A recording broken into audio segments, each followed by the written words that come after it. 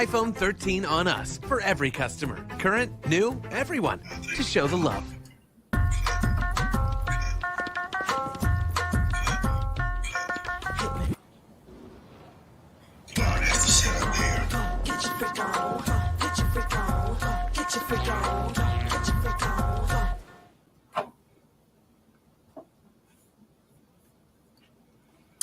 All right, folks, today is Friday, June 24th, 2022. Coming up on Roland Martin Unfiltered right here on the Black Star Network, a special edition. We were supposed to be off today, but major decision comes down. The United States Supreme Court, in a 5-4 vote, overturns 50 years of precedent. Roe v. Wade is no more. We will break this down with an expert panel of guests. Our panel is here as well. Already, Republican attorney generals are moving to affirm the Supreme Court's decision. So as of right now, abortion is illegal in 6 states in this country. Again, we'll break it all down. What does it mean for African Americans? And we'll talk about the politics of this. What happens moving forward? Justice Clarence Thomas says the court should be looking at same-sex marriage, same-sex relationships, and contraception, among other significant decisions. Folks, it is time to bring the funk on Roland Martin Unfiltered on the Black Star Network. Let's go. He's got it. Whatever the biz, he's on it. Whatever it is, he's got the scoop, the fact, the find. And when it breaks, he's right on time and it's rolling. Best believe he's knowing. Putting it down from sports to news to politics. With entertainment just for kicks, he's rolling. It's on go, y'all. It's Roland Martin, yeah. Rolling with Roland now.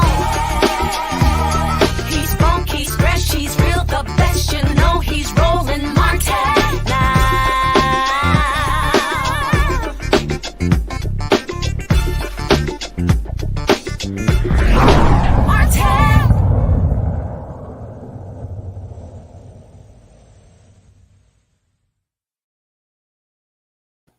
Folks, protests are literally happening all across America as we speak as a result of today's Supreme Court decision, a 5-4 vote outlawing Roe v. Wade in America, meaning a woman does not have a constitutional right to abortion. The Supreme Court, of course, ruled this in 1973. It has been the law of the land. Numerous Supreme Court justices appear before the U.S. Senate at the confirmations hearing and talked about stare decisis, saying that look, the law is the law. It is precedent, but it is abundantly clear that it's not the case. It was a 5-4 decision. Chief Justice John Roberts, of course, did not side with those of the majority. He did say he would have ruled in favor of the Mississippi abortion case. That was the bill. That was the case that came before the court that established this ruling. But he said he would not overturn Roe v. Wade. The other 5 Supreme Court justices, Samuel Alito, Clarence Thomas, Neil Gorsuch, Brett Kavanaugh, Amy Coney Barrett, they disagreed with him. It is a 5-4 vote. Of course, many of us knew this was coming down when the draft opinion of Justice Samuel Alito was leaked several weeks ago. Also, conservatives were very clear. This is what they had been planning to do and working towards for the last 40 plus years. So it should be no shock to anybody what happened, but it is still a shock that Roe v. Wade is no more in the United States of America. Let's go to our panel. Let's break this thing down. We got lots of folks on today's show. Representative Nikema Williams joins us. She, of course, Congresswoman from Georgia. We have Pilar Whitaker, Counsel, Economic Justice Project, and the Lawyers Committee for Civil Rights Under Law. The Lawyers Committee brief was cited twice in the dissent. And Pilar worked on that particular brief. Also, Melanie Campbell, she's president and CEO of the National Coalition on Black Civic Participation, also convener of the Black Women's Roundtable. Ianthe Metzger is director of state media campaigns for Planned Parenthood Federation of America.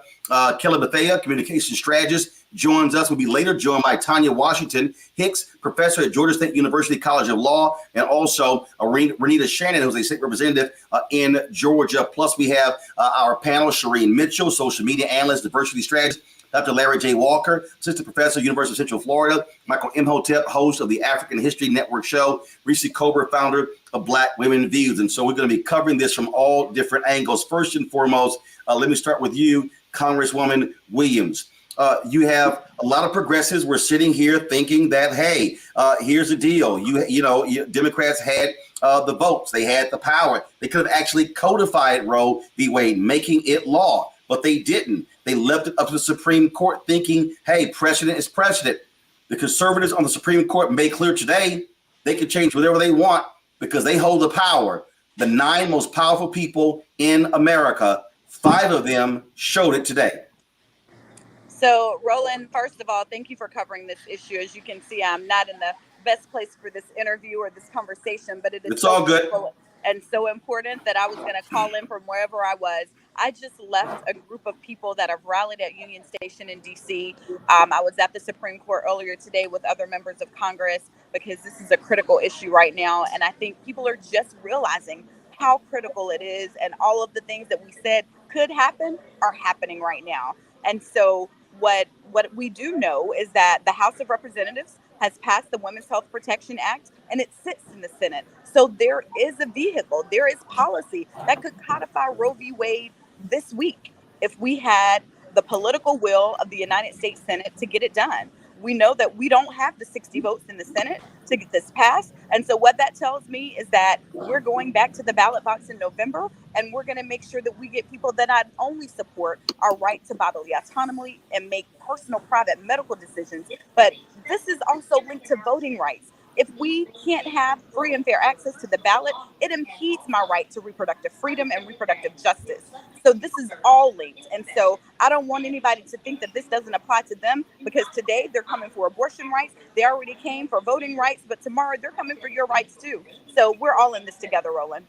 It is interesting. I saw tweets and posts from Senator Susan Collins, Senator Joe Manchin saying that they were misled. I'm sorry. We all knew that these conservative justices were not going to support Roe v. Wade. And so I'm like, come on, y'all. Really? Seriously? They knew. And someone asked me a few weeks ago, like, what do I say about when these people applying to be justices to the Supreme Court sit in Senate Judiciary and they say things that, don't follow up with what I'm like, let's just call it what it is. They lied.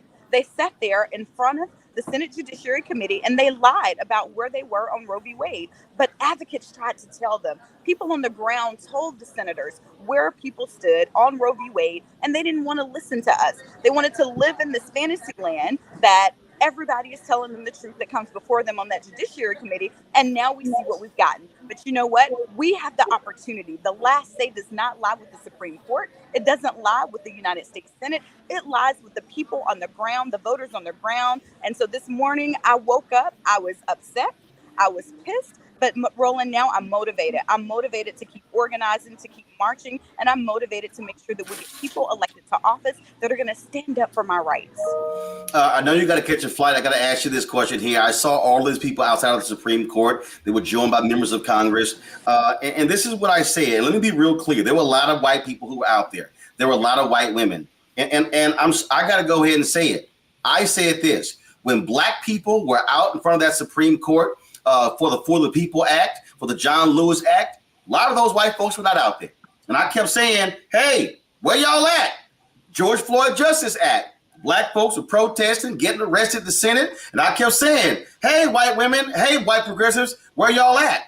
And this is a perfect example. Black people, we don't leave the battlefield. We haven't left the battlefield. We can't afford to leave the battlefield. And I think now these white Democrats and white progressives are now realizing y'all can't go home and think everything is all well.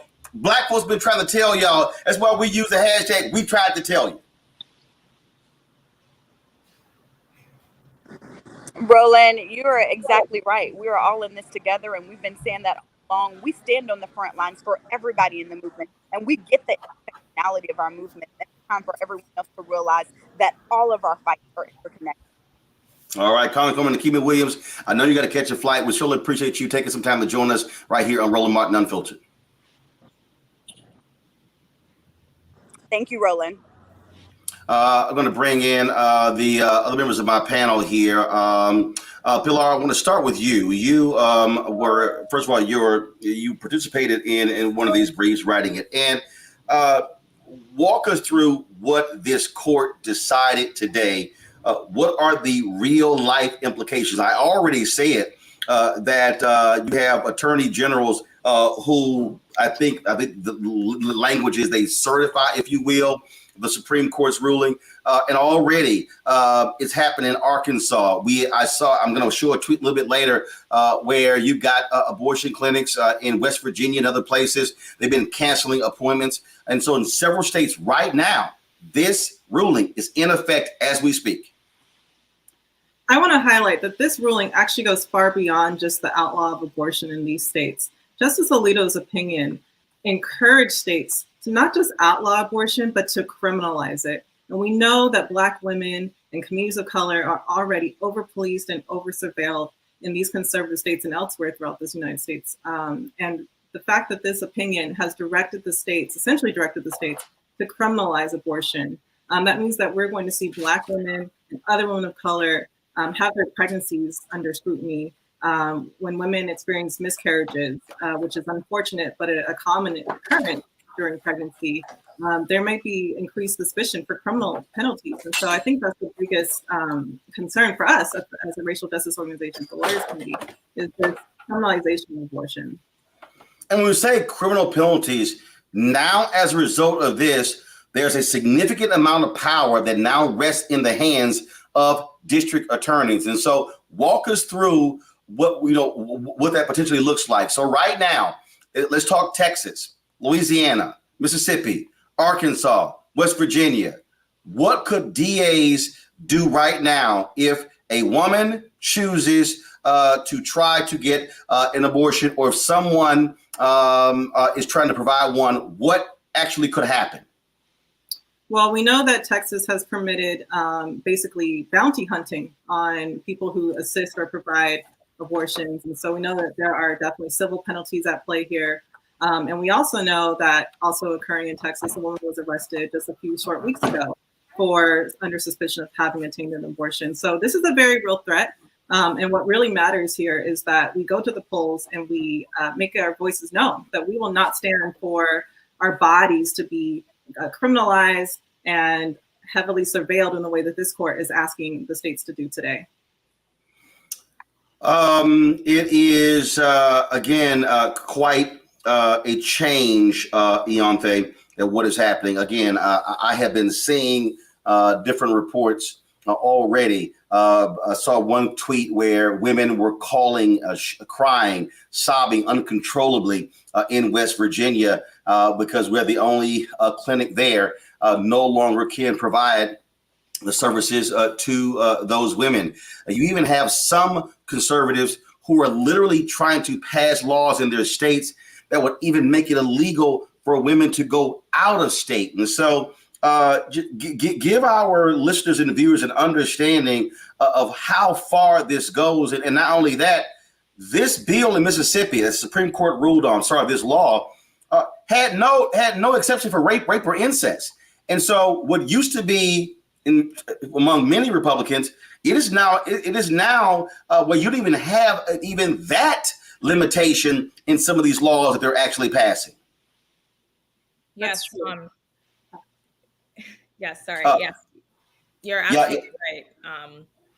This has been a really devastating day for women and anybody who supports reproductive freedom across the country. I mean, you mentioned West Virginia, but in some states like Wisconsin and South Dakota, they had stopped providing abortion before the decision because they didn't want people to be in a position where they were at a health center and then a decision came down and they were desperate and had to figure out what to do in that moment. So it's been really bad for several weeks. I mean, this was coming, but we know that across the country, 36 million people are going to be affected by this decision.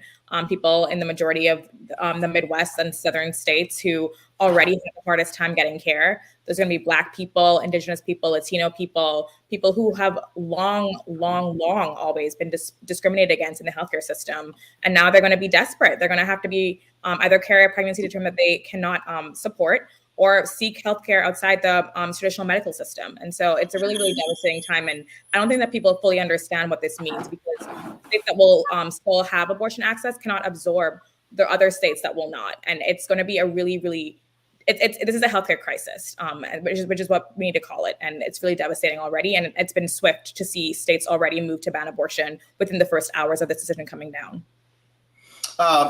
Melanie, it's been really interesting as I have looked at different folks commenting on this. And what we're seeing, there were a number of people. I saw Neil Cattell, who was Solicitor General under Obama, who wrote a column in the New York Times saying liberals should support Neil Gorsuch. And I tweeted, and he was retweeting all of these things today, lamenting this decision. And I sent him a tweet. I'm like, do you now, frankly, apologize for what you wrote? He even introduced Neil Gorsuch at his confirmation hearings. I remember Kathleen Parker writes in the Washington Post, hey, folks, calm down. There's not going to be any change, no difference if Trump wins over Hillary Clinton. Trump appointed 3 of these conservative Supreme Court justices. And so I think people are now realizing those of us, folk like you, folk like me, we tried to tell America. We tried to say, hey, we know what states' rights supporters look like. And now people are now realizing we were right. And they should listen to Black people. Yeah, Roland, we were out there in the streets, trying to connect the dots for folks, trying to get, multiracial coalitions together, because at the end of the day, really, this started with what happened in 2016. A lot of folks I know, say they're grieving. I won't say I'm grieving. I'm mad as hell because we didn't have to be here today. Right. But the reality is, in 2016, when folks voted for Trump over Hillary Clinton, this was set in motion. This was set in motion. And so here we are in this situation that we find ourselves in. And those same people are going to, and Clarence Thomas's, what he wrote in his in the decision is saying, let's go for getting rid of contraception, sodomy laws. They're coming for it, right? And so we're in a moment where there's this opportunity with the way people vote, right? And I'm not blaming all white women, but white women voted for Trump twice. 53% in 2016. And 55 in 2020. And so here we are. Elections have consequences. Yeah. So what I'm hopeful is that young people will stand up and push back, because those old men sitting on that Supreme Court and that one white woman that decided that we knew what she was going to do before she got on the bench. And so here we are with them legislating from the bench. And there's an opportunity. I'm nonpartisan, so I can't get into, but just as Melanie Campbell, at the end of the day, we have this opportunity to decide who's going to control the House and the Senate, and whether or not you can vote enough people onto the Senate to put Manchin and Sinema to the side. That's the bottom line. Or nothing is going to get done. And we're going to keep seeing these rollbacks, and they're going to come after affirmative action. They're going to come after anything that is about progressive movement and inclusion that addresses the reality that we live in a multiracial, multi-ethnic society, and that the browning of America is not going to change. And the fact of the matter is, white women are not going to go sit back and get chastity belts and go sit in their bedrooms and let their husbands or tell them what to do. But they have more resources to get on a plane and fly to another state. They have more resources to go to Canada or Mexico. Right. But our people don't. And the fact that this is also going to threaten lives of babies. You're going to make a 12-year-old have a baby if they're raped, with incest. This is where we are. But when they have a focus on where they're going, and it is about keeping white men in a certain level of power. Mm-hmm. And if you can control my body, you control me. And Pilar, this goes beyond even just, obviously this is a fundamental issue, but it goes beyond this. That writing of Justice Clarence Thomas, he is saying, hey, all y'all gay folks who married, we now can take that away from you. Contraception, we can now take that away. We are now talking about, with the conservatives having a 6-3 majority, they literally, we saw it with the gun decision, they are on an absolute states' rights focus that could upend any number of legal precedents. That's true. And I think that the major point of this opinion was Justice Alito encouraging people to get out to vote. saying that this is now a states' right issue and really placing the power in the hands of the elected officials. But what's actually odd about all that is that we know that this Supreme Court has spent the last several years gutting the Voting Rights Act, limiting the right to vote, especially for communities of color, allowing rampant voting suppression to occur in the states. And so it's actually gaslighting the American people to suggest, well, the remedy to this is to vote. And so right. These senators and these state legislators, they are coming for our rights. And we need to be prepared. And we do need to figure out, how are we going to get to these polls? How are we going to overcome these numerous barriers in order to have a modicum of a chance of stopping this from happening? And Pilar, remember, this same, well, obviously you know this, but for the audience, this same Supreme Court said, Justice John Roberts, hey, you know what, we can't do anything about gerrymandering. So part of the issue now is that where Black people are living, we're living in southern states. Republicans are controlling Florida.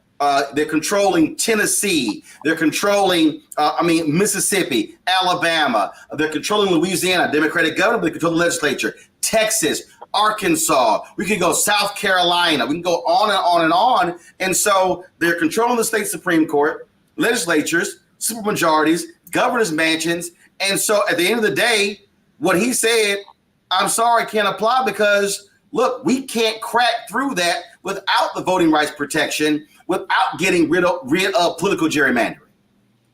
That's right.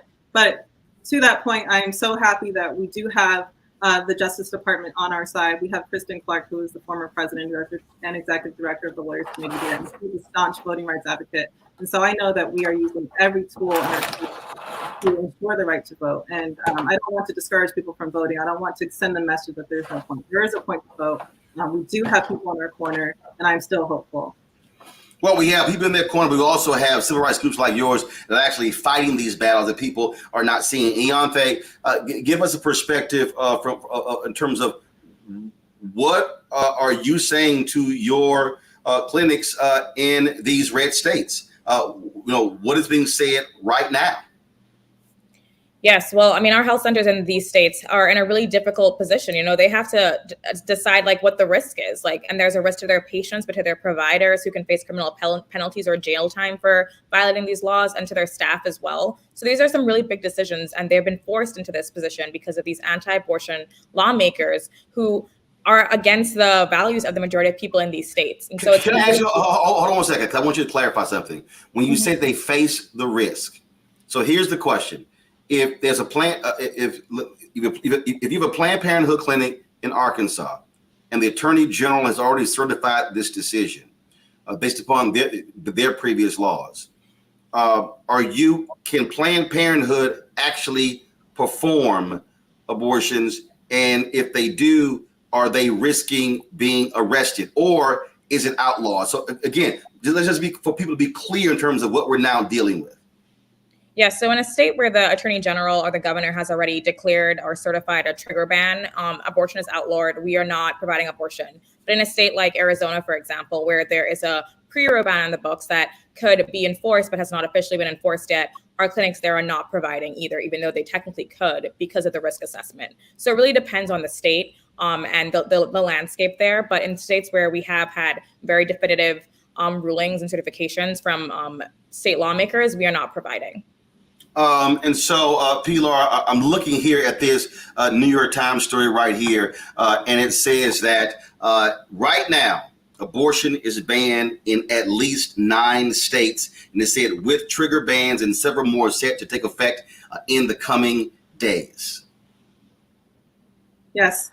So these trigger bans have been in place for several months, if not years, in some instances. They have been planning for this, and they were ready for this moment. And that's something I would like to emphasize to people. They have been playing the long game. And unfortunately, on the side of some of the progressive sides, we didn't take it seriously enough.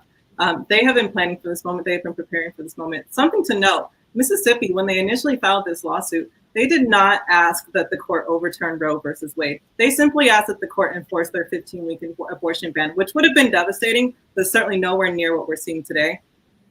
So really, the Supreme Court was waiting for a case. So what you're saying right there is that this Supreme Court went further than this Mississippi law. This court chose to ban, to get rid of Roe v. Wade. This court chose to ban or to overturn Roe v. Wade. That's correct. They were not asked to do so. The question presented by Mississippi was whether or not it was lawful to outlaw abortion pre-viability, which was the existing standard. You could get an abortion up until viability, which was about 24 weeks. And then during their briefing, when they saw that the court had kind of turned in their favor, they switched the question or they started making much more extreme arguments. The court did not call them out on that, and they just went with it as if it was part of the course. And so this was a very unusual case in the sense that the court went far beyond what was even presented in the initial lawsuit. I want to bring in Kelly Bethea here because I want to ask her about this along with Melanie Campbell. So Kelly, and I'm looking at this tweet here from Ronald Brownstein, of course, who is a journalist with The Atlantic. He says this here: the growing sense among D-activists is that the party's leaders aren't fully facing the challenge. The November-centric thinking and business as usual approach of the D party's septuagenarian and octogenarian leaders who have seemingly little to say about the crisis facing the party. That really is what we're looking at right here, Kelly, because at the end of the day, to respond to this decision, it is going to require a robust response from Democratic leaders. And yes, you've seen tweets and videos today, but this is one of those moments that they're going to have to figure out: how do you marshal the forces? How do you reach those voters? How do you talk to those young voters? How do you rebuild an Obama coalition? Because they are facing a significant red wave in November that can only be stopped if you have maximum turnout. And that's my biggest fear with this, right? Because right now what we're seeing is kind of par for the course for the Democratic Party, at least the powers that be in the Democratic Party. When something massive happens, you basically throw a temper tantrum on the news and in your press releases and any type of exposure that you're going to get. And then when the noise dies down, so does your cause. And we cannot afford to do that right now, because the way that I read this case, it goes beyond just the right to abortion. This is about your right to privacy. This is about your right under substantive due process, which is basically the essence of the Constitution, the rights that aren't necessarily stated explicitly in the Constitution, but are still enforced by the Constitution by way of how the Constitution was written, by way of between the Bill of Rights and the amendments, right? All of that is under siege right now by way of this opinion. When they did not follow stare decisis, which is basically legalese for I said what I said, that we are going to follow previous case law to determine what this law is, like a previous panelist said, they didn't even do that here. They skipped over the case at hand in order to just push their agenda. So to me, this is more than abortion, which is why I'm so angry right now, because when Clarence Thomas talked about the other rights on the table that are about to be under attack, he conveniently left out Loving v. Virginia, which is also under substantive due process, which would actually prevent him from being married to his wife anymore. But the hypocrisy of it all and the asinine behavior of this court to take away rights that aren't necessarily explicitly in the Constitution, but are enforced by the Constitution, the Democrats really need to get on the ball and sending that message home, in that the Constitution is under attack right now, not just because of this decision, but of the decisions that are going to happen by way of the way that they decided this case today. Melanie, that particular point there in terms of what we are facing, first and foremost, people had an opportunity to brace themselves for this day when that draft by Samuel Alito was leaked several weeks ago. And so I saw this comment from Congressman Jim Clyburn, who's called today somewhat anticlimactic, but the reality is it is still shocking and stunning, overturning, again, nearly 50 years of Supreme Court precedent. At the end of the day, the only response, and let me be clear, there's only one response, and that is going to be voting. But what has to happen is You've got to have individuals who are messaging properly, who are speaking to the very issues, who are putting the resources on the ground to actually make that happen. And unfortunately, here we are almost at the end of June, going into July. And I'll be honest, Melody, I'm seeing a whole bunch of Democrat organizations, a whole bunch of Democratic politicians still not doing what's necessary to reach Black voters and young voters. And they're sort of playing by that same old playbook. Hey, let's stick around and wait for the second week of October, and then we'll engage them. That's going to be a problem come election day. Yes, Roland, and it's too quiet. And I think what happened today, hopefully will wake people up. And the reality is that these folks don't care about the Constitution. They have those who are on the side of this are the same people who support Donald Trump, who are the same people who support voting rights being repressed. Because at the end of the day, they'd rather have a authoritarian state. And when you think about, if you get out of the Beltway and think about what's going on in Florida with DeSantis and some of the laws that he's been, so there's been a lot of Texas, right? So you can see where this is going. And there are folks who believe that they'd rather have minority rule. A few people rule over the majority of us. So yes, there is a new majority in this country by population and by diversity, but there is still those who have set up a power dynamic that would put all of us in a situation that we would be under almost like an apartheid state. And so that part of it means that if we don't do all that we can, and those who say that they understand don't put the resources in yesterday, not tomorrow, yesterday, then the results of the 2022 election are going to be catastrophic beyond anything that we can repair in any period of time in a short. It will change what this nation really is with all of its flaws. The core that we were taught was, oh, it's about the Constitution, the rule of law, and all of these things, until you started seeing the diversity that the census numbers showed. And so I have a level of cynicism about where our progressive community is really ready to fully fight. I would hope this will wake up people who should have already been woke when voting rights was repealed.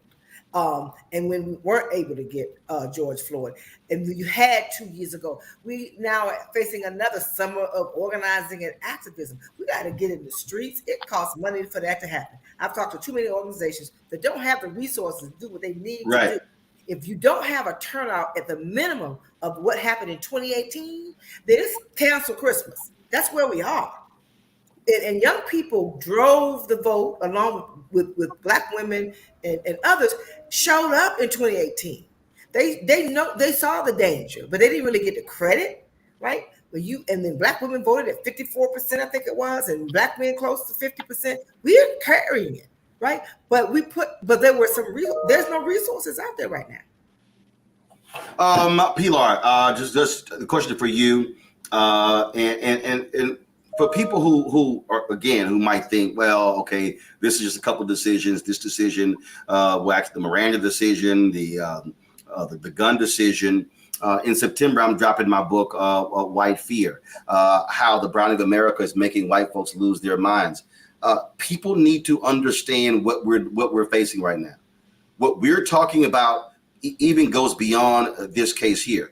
Because conservatives now hold a 6-3 majority on the Supreme Court, even if Chief Justice John Roberts chooses to go another way, they can run the table. They can literally, and what we're seeing is not just the Supreme Court. Now we're talking about if Republicans get control of the House and the Senate, what happens there? The only block, if you will, is Biden with veto power. But then we're talking about the state legislatures. Now we're seeing what is happening on the county commissioner level, the city council level, the school board level. And I have been saying since 2009 that, look, I said to John Avalon, I said, we're living in the beginning of white minority resistance. And now you're talking about, by holding this power, by having these young white conservative Supreme Court justices, their goal is to rule for the next 50 years. And so people need to be understanding they've been playing the long game. I think a lot of Democrats and progressives have not been playing the long game. That's true. I mean, I think we should assume that everything is on the table at this point. Everything. Don't assume that your same access to your schools will be the same in the next decade or so. We're already seeing the unraveling at the school level, like you just mentioned. They are very concerned that white students and Black students are waking up to injustices, and they're fighting very hard to ensure that this 50-year plan that they have, that there's someone to carry the torch. Obviously, it's not going to end with the current the current ruling class. These people are looking to raise the next generation, and that's how we know that this is the long game. They're playing chess. I think the progressives are playing checkers. It's very apparent, even in the messaging, even as far as how easily they grasp situations and how they flip the messaging before you even had a chance to read about it. So this is a very serious thing. Assume everything is on the table. They are not playing any games. They are trying to take us backwards, which I think is evident in Justice Alito's opinion, where he heavily relies on the opinions and thoughts of white men in the 1700s and the 1800s. I think that gives us a strong clue of what they're trying to do here. Ianthe, in terms of, look, Planned Parenthood has certainly been one of the groups that have been on the front lines, involved in advocacy. And so what's next for your organization? Yeah, well, we're going to be fighting this fight on several fronts. I mean, we have the healthcare delivery front, where we're working to get patients out of state when they can't access this care in their own state, working with abortion funds and other independent providers to get people the money, the childcare, the transportation, all of those things to get out of state if they can.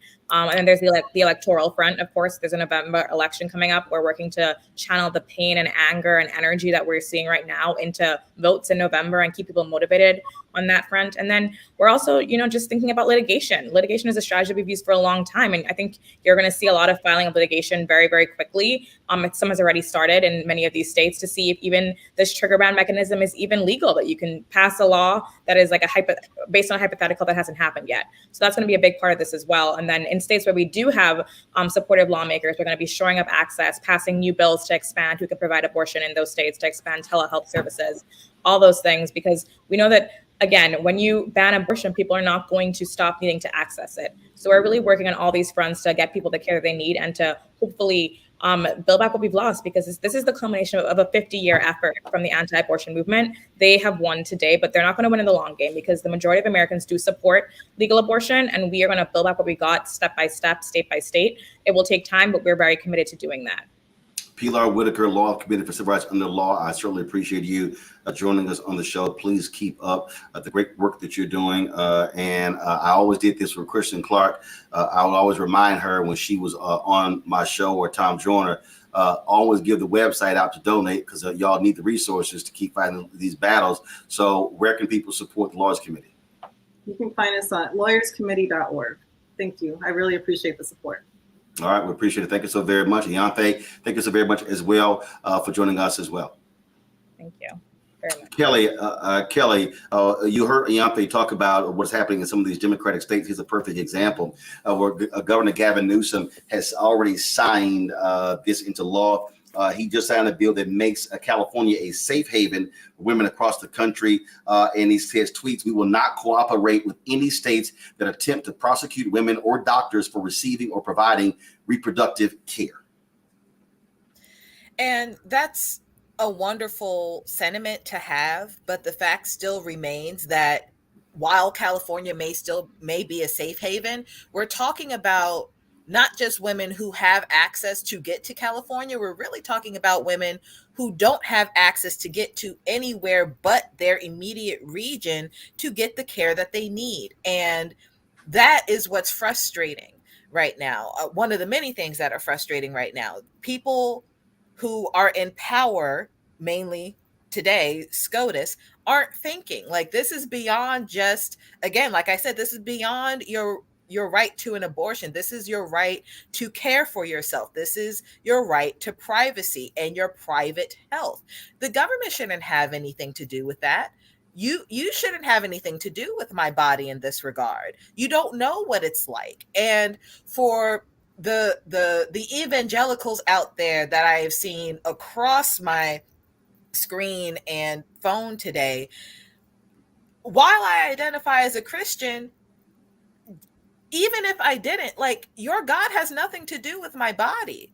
What you believe God has over your temple has nothing to do with my temple and how I deem my temple to be fit for the God that I serve. And not to mention the separation of church and state in this regard. I mean, that's just out the window with rulings like this. It is absolutely archaic and asinine and absurd to think that other entities have a say in what I do privately. Mind your business and keep it moving. That's really all that I am pro for. Like, I am pro mind your business. Leave me and my uterus alone. Frankly, I've had menstrual cycles that have bigger clots than an abortion does. And are we going to persecute that? Are we going to chastise and prosecute me for having a menstrual cycle now? Because now that substantive due process is off the table, because that's really what this case is about. That's off the table. What else is going to be off the table? My right to the healthcare that I want, the way that I want to go to school, the way that I want to raise my children, the way that I want to care for my seniors. Yes. Okay. Let's exactly. No. Yeah. But again, no. That's what I think people have to understand, that this thing goes beyond just this decision here. Melanie Campbell, look at here. Joe Ingles just tweeted this literally 20 minutes or so, or 30 minutes ago. Abortion in Ohio is now banned at the point a fetal heartbeat can be detected. That's about 6 weeks into a pregnancy before many women know they are pregnant. A federal court just lifted the stay put on the law passed in 2019 when Roe was still in effect. And so now, of course, that's one of the places where they have a U.S. Senate race there, where Congressman Tim Ryan is facing, of course, a Trump lover, J.D. Vance. That's a state that Donald Trump beat Hillary Clinton by 450,000 votes in 2016. He beat Joe Biden there in 2020. It's going to be happening. But again, what people have to understand, Melanie, they have to be prepared. Everything is now on the table. Right. It was different when you had Justice Anthony Kennedy, who was a conservative, but sometimes he ruled with the liberal justices, and so for that court, he was deemed a moderate. He really wasn't, but but he somewhat was. No. This case, you've got five hardcore conservatives, and you got a conservative Chief Justice John Roberts who's trying to temper that. But the bottom line is they have control. The Supreme Court, conservatives, Republicans, right now have absolute control of the highest court in the land, and whatever they now decide is law in America, unless Congress changes the laws, and that's going to require political leaders to get some guts. It's going to require Democrats to get rid of the filibuster. Because understand this, Melanie, and I got no problem saying it. If Republicans win the White House in 2024 and they control the House and the Senate, you can bet the first bill that they're going to vote on, and they will get rid of the filibuster, is a national ban on abortion. Oh, yes. This is where we are. It's within 2 years. And what happens in November of 2022 sets the table, right? And if you end up with a certain type of Republican controlling all of this, then that's why I say we are looking at an authoritarian state. Because if you have the ability, whether it's Donald Trump or Trump lookalike, that could take over the presidency, and you have control of the House and the Senate and the U.S. Supreme Court, all bets are off, right? And history can repeat itself, right? And this is where we find ourselves. And so it will take, as Bishop Barber explains us in what he does with his work. And I think it was last week. I couldn't be there, but I know it was last week with the Poor People's Campaign, if we don't find a way to come together in a collective fashion, but Black people can't carry it on our own. We can't carry this democracy on our back, right? And that's what it's been. And so we have been there for, when we're fighting for rights, it always helps others. But when it's time for us, it doesn't. And so here we are. And now, and I think young people, this is your moment, right? And those of us who are still on the battlefield are gonna keep fighting. But I'm not personally in that category of worrying about my reproductive rights in the same way, right? But my nieces are, my great nieces are, and so that's where we are about what kind of future are we allowing to unfold for our this next generation. And those who are in position, these young people who are the largest voting bloc, have to use that power. They have to own it, because if they don't, then what they're setting up for, you said it, 50 years in the making, will happen within a matter of 2. It won't be 50 years. It's going to happen in 2 years. If they're able to do where this could go, and there is no pushback. It's not about being alarmed. It's just fact. People knew this was going to happen. That's why I'm like, okay, what we're going to do? You know, the only way to combat this is what we talk about with Reverend Barber, with you all the time. The only way, you have to mobilize and organize. Yeah. That's the only way. And we got to use the summer, Roland. We got to huddle. Right?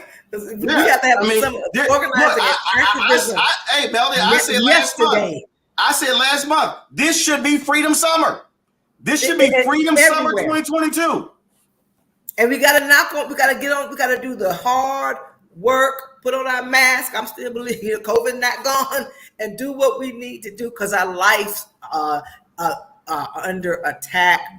Our very ability to be able to live and have some modicum of freedom to live in this country is under attack, because you have a group of people who believe, who never sleep, right? They never slumber. They never a lack of resources. But I still believe the half full side. We can push back, but if nothing happens in the next couple of weeks, you cannot show momentary outrage. Melanie Campbell, Kelly Bethea, I want to appreciate both of you for joining us. Look, I keep telling people, we've been saying this on this show repeatedly, what's going on, what is happening. Folk had better pay attention. We appreciate both of you joining us. Thanks a lot. Thank you. Folks, going to a commercial break right now, but I'm going to play this. The folks at Midas Touch actually put this video out again. When I hear Susan Collins and Joe Manchin just talk about, we're just so shocked by this, and keep saying, I don't know why you shocked. These folks made it clear that they were not telling the truth when they testified before the United States Senate. I believe the Constitution protects the right to privacy, and I have no reason or agenda to prejudge the issue. Roe versus Wade is an important precedent of the Supreme Court. It was decided in 1973. It has been challenged on a number of occasions, and the Supreme Court has reaffirmed the decision. When a decision is challenged and it is reaffirmed, that strengthens its value.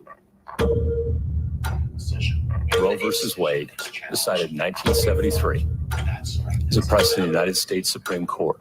It has been reaffirmed, so a good judge will consider it as precedent of the United States Supreme Court, worthy as treatment of precedent like any other. As a judge, it is an important precedent of the Supreme Court. By it, I mean Roe v. Wade and Planned Parenthood versus Casey. Been reaffirmed many times.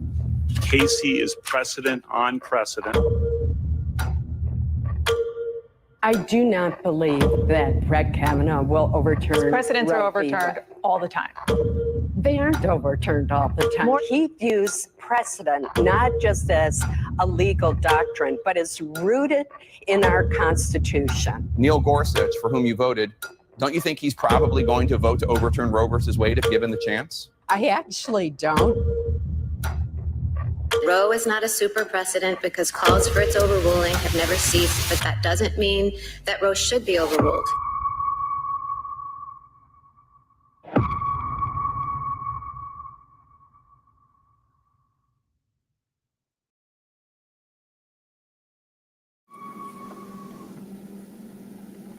All right, folks, going to a break. When we back, more with our panel. We'll also play for you some of the reaction from various folks, including Cook County State's Attorney Kim Foxx, Congresswoman Val Demings, Congresswoman Joyce Beatty, and others. You're watching Roland Martin Unfiltered right here on the Black Star Network.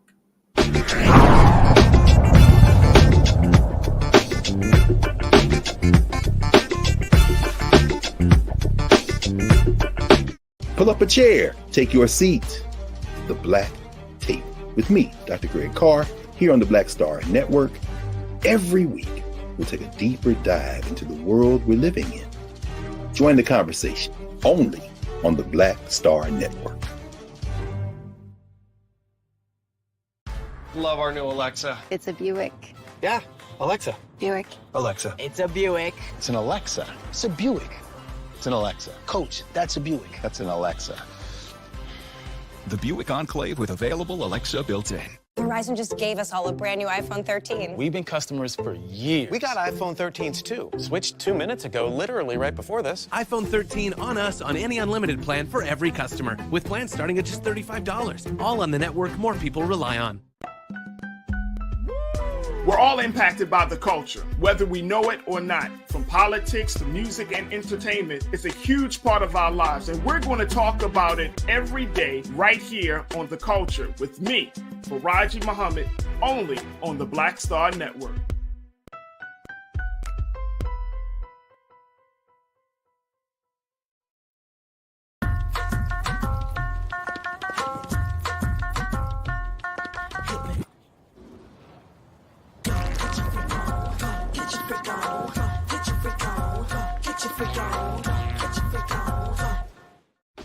My name is Charlie Wilson. Hi, I'm Sally Richardson Whitfield. And I'm Dante Whitfield. Hey everybody, this is your man Fred Hammond, and you're watching Roland Martin, my man, Unfiltered.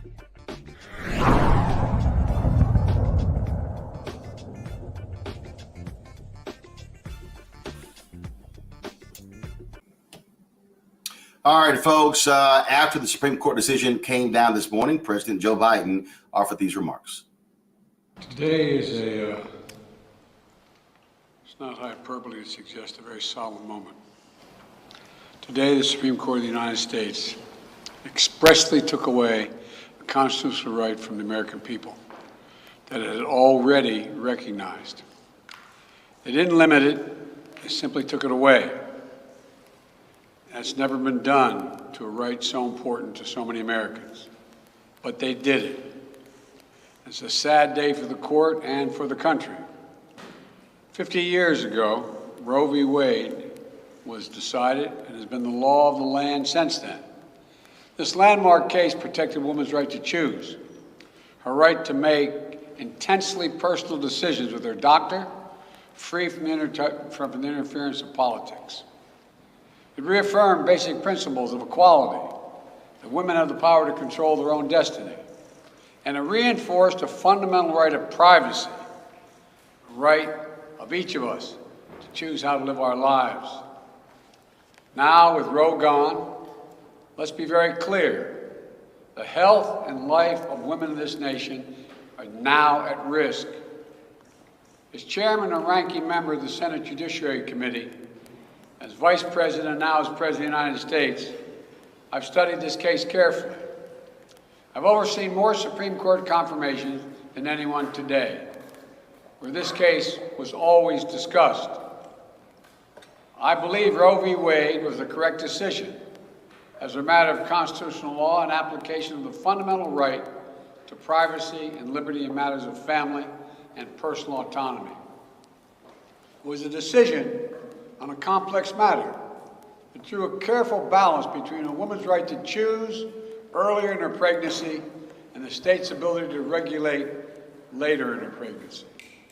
A decision with broad national consensus that most Americans of faith and backgrounds found acceptable, that have been the law of the land for most of the lifetime of Americans today.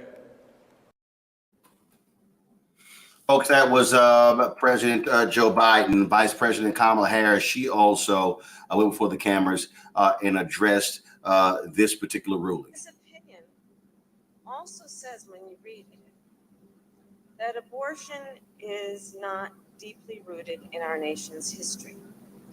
They offer that in the opinion as a foundation for the decision they rendered today.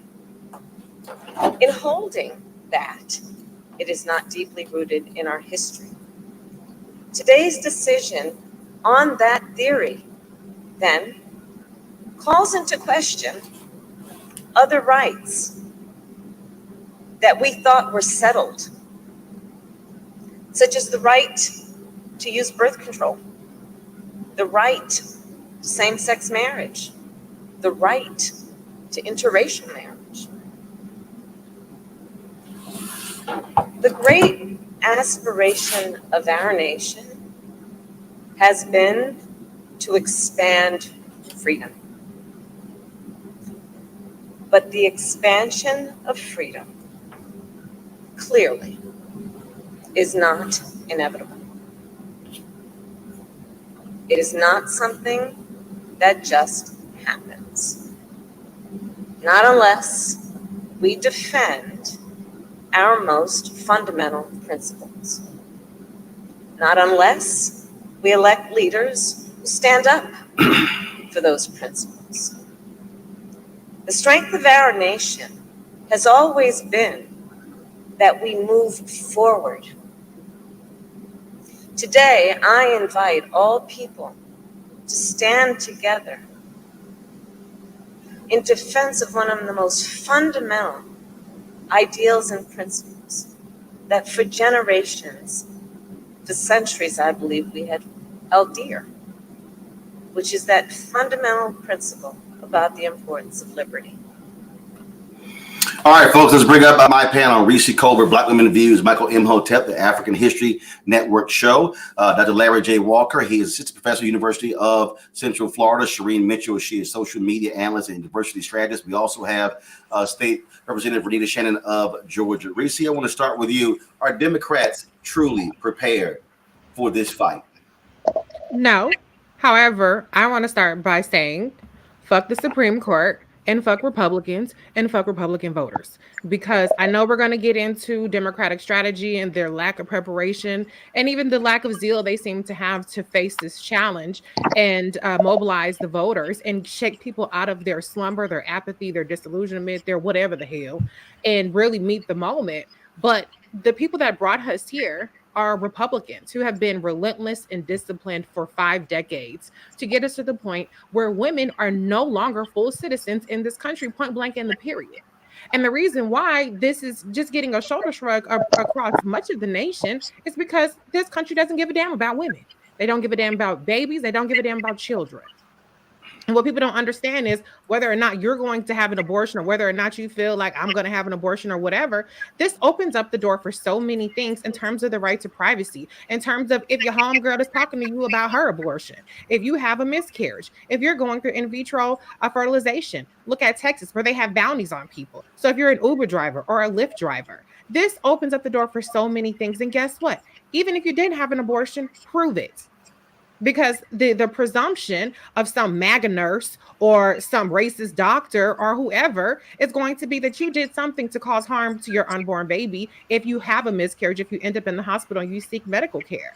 And what we have right now is where women do not have the right to free movement around the country to make decisions for their bodies. That's why you have a state like California and Massachusetts and Maine that are now safe havens and saying they won't cooperate with investigations. But we know the deference that different states and attorneys generals and people have for institutions. So what happens when even those executive orders or laws get overturned by this right-wing extremist Supreme Court? So I need people to wake the fuck up. I feel like I want to be like Bernie Mac in head of state and just go around slapping the shit out of people, because I don't think that people are really recognizing the severity of this moment.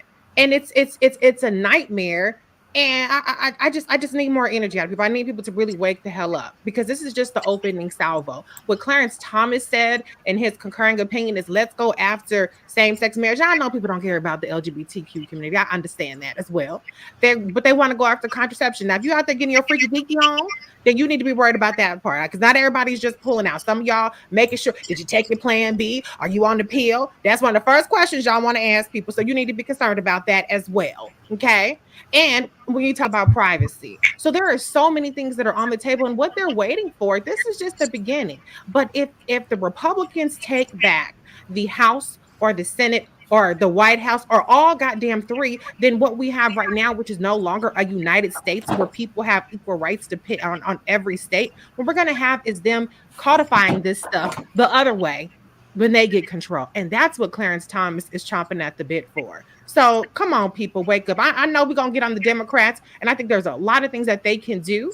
But right now, I just want to really emphasize that there is one party that's winning battle after battle, and there are people that are sitting home on their ass waiting for somebody to give them a red carpet invitation to the polls, when this should be enough. Uvalde should have been enough. Buffalo should have been enough.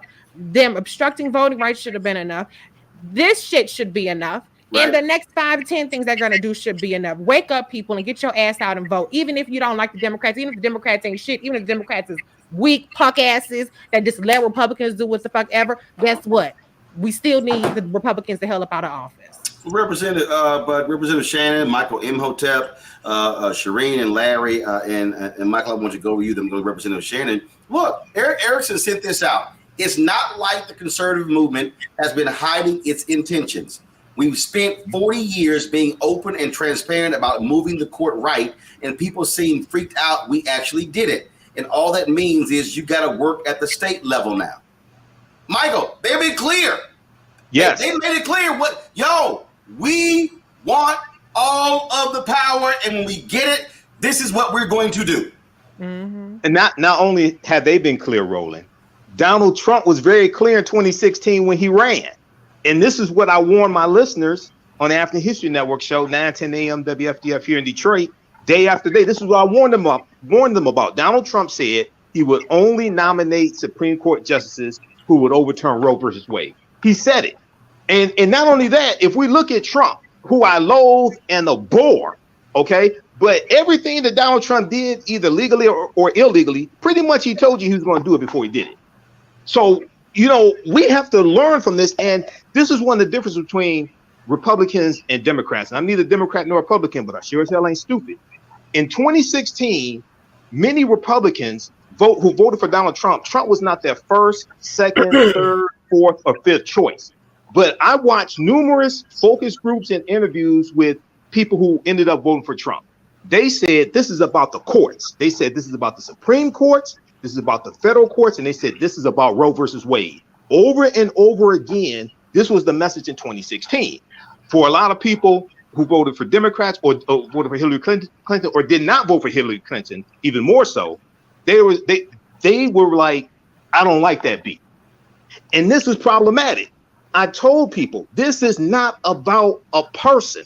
This is about the trajectory of this country for the next 25 or 30 years. And it's only in probably 2020 election that more people who vote Democrats started realizing, oh, you know what? We got to focus on the Supreme Court. Oh, you know what? We got to focus on the federal bench. After Donald Trump ran a Boston and got 226 federal judges elected, and it's a lifetime appointment, and these are many judges who were on a list that was submitted to him from the Federalist Society and the Heritage Foundation. So we got to learn from this and understand long-range planning and also understand history as well. So, brother, this right here should be a wake-up call for everybody.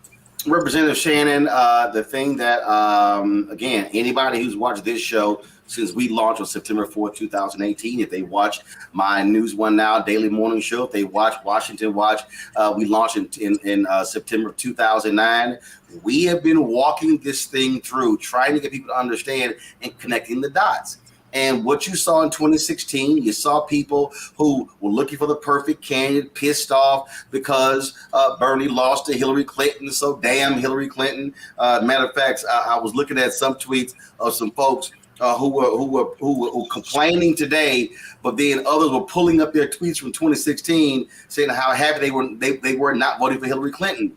Today's decision, the Miranda decision, the gun decision are perfect examples of what happens when you're sitting around hoping for the perfect candidate to come along, and then, as Reese might say, you fuck around and find out.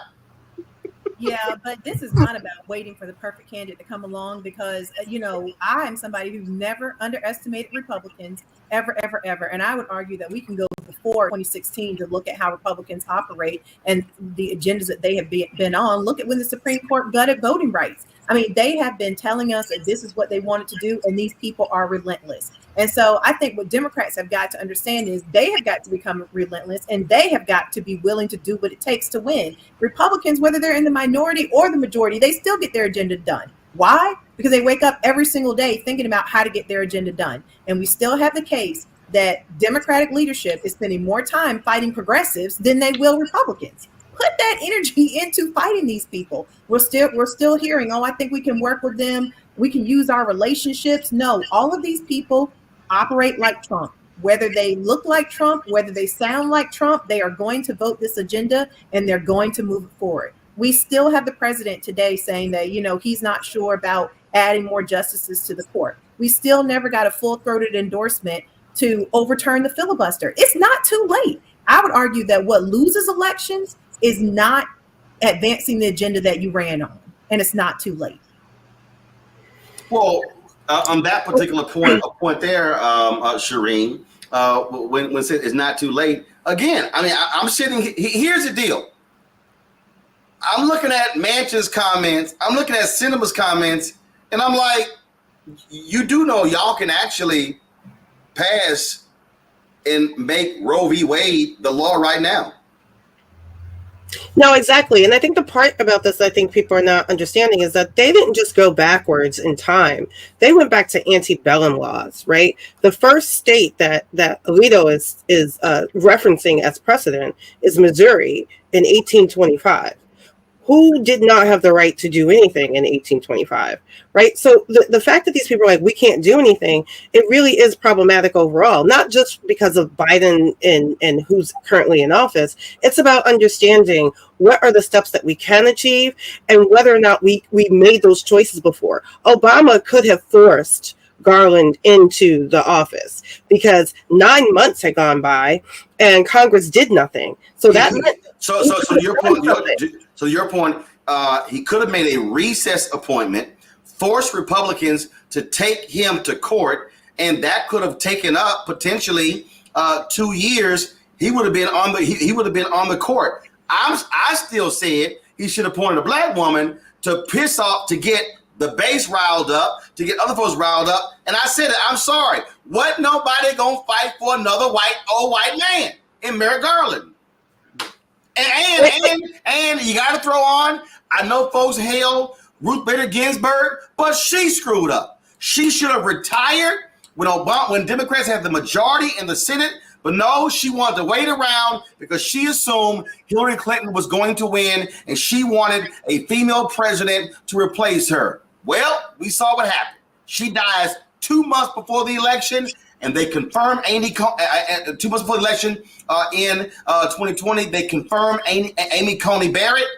Boom, 6-3 majority. Exactly. And the other piece about this is that when we talk about precedent, when we talk about laws, we're not owning up to the fact that people are making up laws as we go. As we talked about this conversation about the school boards, one of the things that the school boards are doing, is pushing parents' rights. That actually takes autonomy away from children. So now you're telling women they don't have any rights about what's happening to their body, but we're also moving right along to the other part of that where the children are now born and we're going to take the rights away from them too. So we are not speaking about things that can't be changed. We need to say them in a way that people understand. It's not just taking away your autonomy or a woman's autonomy, it's taking away children's autonomy. That a parent would have more autonomy over a child, even if that parent is the abuser. Sorry about that, y'all. And let me say this here, Larry, that's important for us to understand. All y'all men, your ass, if they are forcing women, if women are choosing not to have the children, Get ready to pay child support.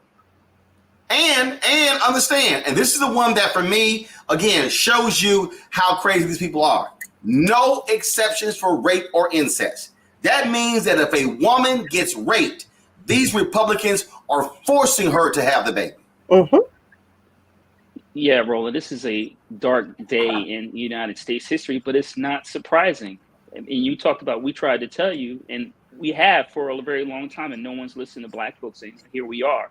You mentioned in a previous segment in 2016 about the majority of white women voting for Donald Trump and not Hillary Clinton. But it is also incumbent on men to take a stand to make sure we're registered to vote, that we get other people registered to vote, particularly Black men, because this ruling is disproportionately going to impact Black women. So we should be clear about that. The Supreme Court is sending a clear message is that they want to create a caste system in the United States. The other thing I want to keep in mind, Roland, I just talked about 2016, but I want to go back a little further than that in terms of Republicans, in terms of their actions, in terms of what they plan to do for this country. Let's go back to 1990s and the contract with America with the Gingrich Revolution. I think we need to go back, like I said, to that period of time in terms of what the messages the Republicans were clearly sending once they took the House back in terms of where we are today.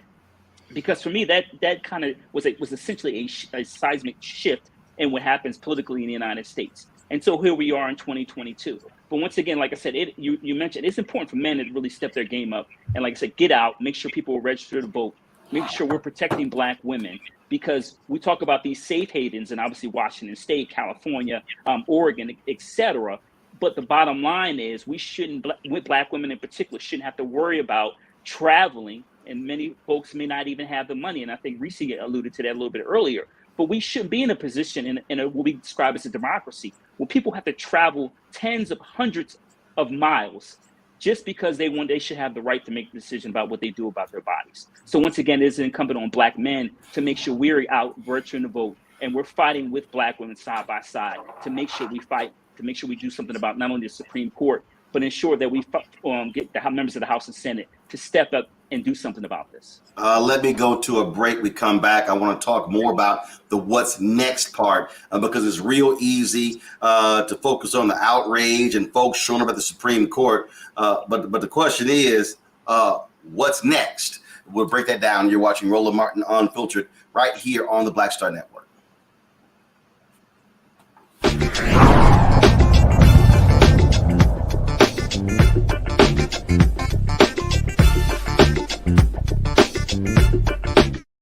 Love our new Alexa. It's a Buick. Yeah, Alexa. Buick. Alexa. It's a Buick. It's an Alexa. It's a Buick. It's an Alexa. Coach, that's a Buick. That's an Alexa. The Buick Enclave with available Alexa built-in. Verizon just gave us all a brand new iPhone 13. We've been customers for years. I thought new phones were for new customers. We got iPhone 13s too, switched to Verizon 2 minutes ago. Ours were busted, and we still got a shiny new one. Check it out. So wait, everybody gets the same great deal. I think that's the point. iPhone 13 on us for every customer. Current, new, everyone. On any unlimited plan, starting at just $35. All on the network more people rely on. Don't you think it's time to get wealthy? I'm Deborah Owens, America's Wealth Coach, and my new show on the Black Star Network focuses on the things your financial advisor or bank isn't telling you. So watch Get Wealthy on the Black Star Network.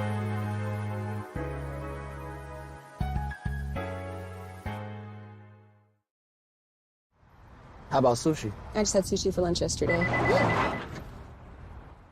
How about tacos? Automatic emergency braking, one of 6 advanced safety features standard on every 2022 Chevy Equinox. Find new technology. Find new roads. Chevrolet. Hi, I'm Dr. Jackie Hood Martin, and I have a question for you. Ever feel as if your life is teetering and the weight and pressure of the world is consistently on your shoulders? Well, let me tell you, living a balanced life isn't easy. Join me each Tuesday on Black Star Network for a Balanced Life with Dr. Jackie. We'll laugh together, cry together, pull ourselves together, and cheer each other on. So join me for new shows each Tuesday on Black Star Network, A Balanced Life with Dr. Jackie.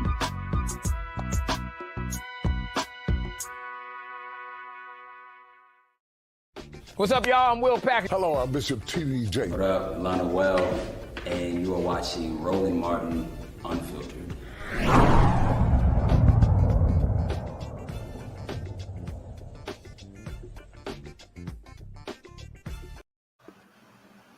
All right, folks. Welcome back to the show. There's so much going on. Folks have been commenting, talking about what's going on. Here is Congresswoman Val Demings sharing her perspective on today's court decision. Today, the United States Supreme Court overturned Roe versus Wade.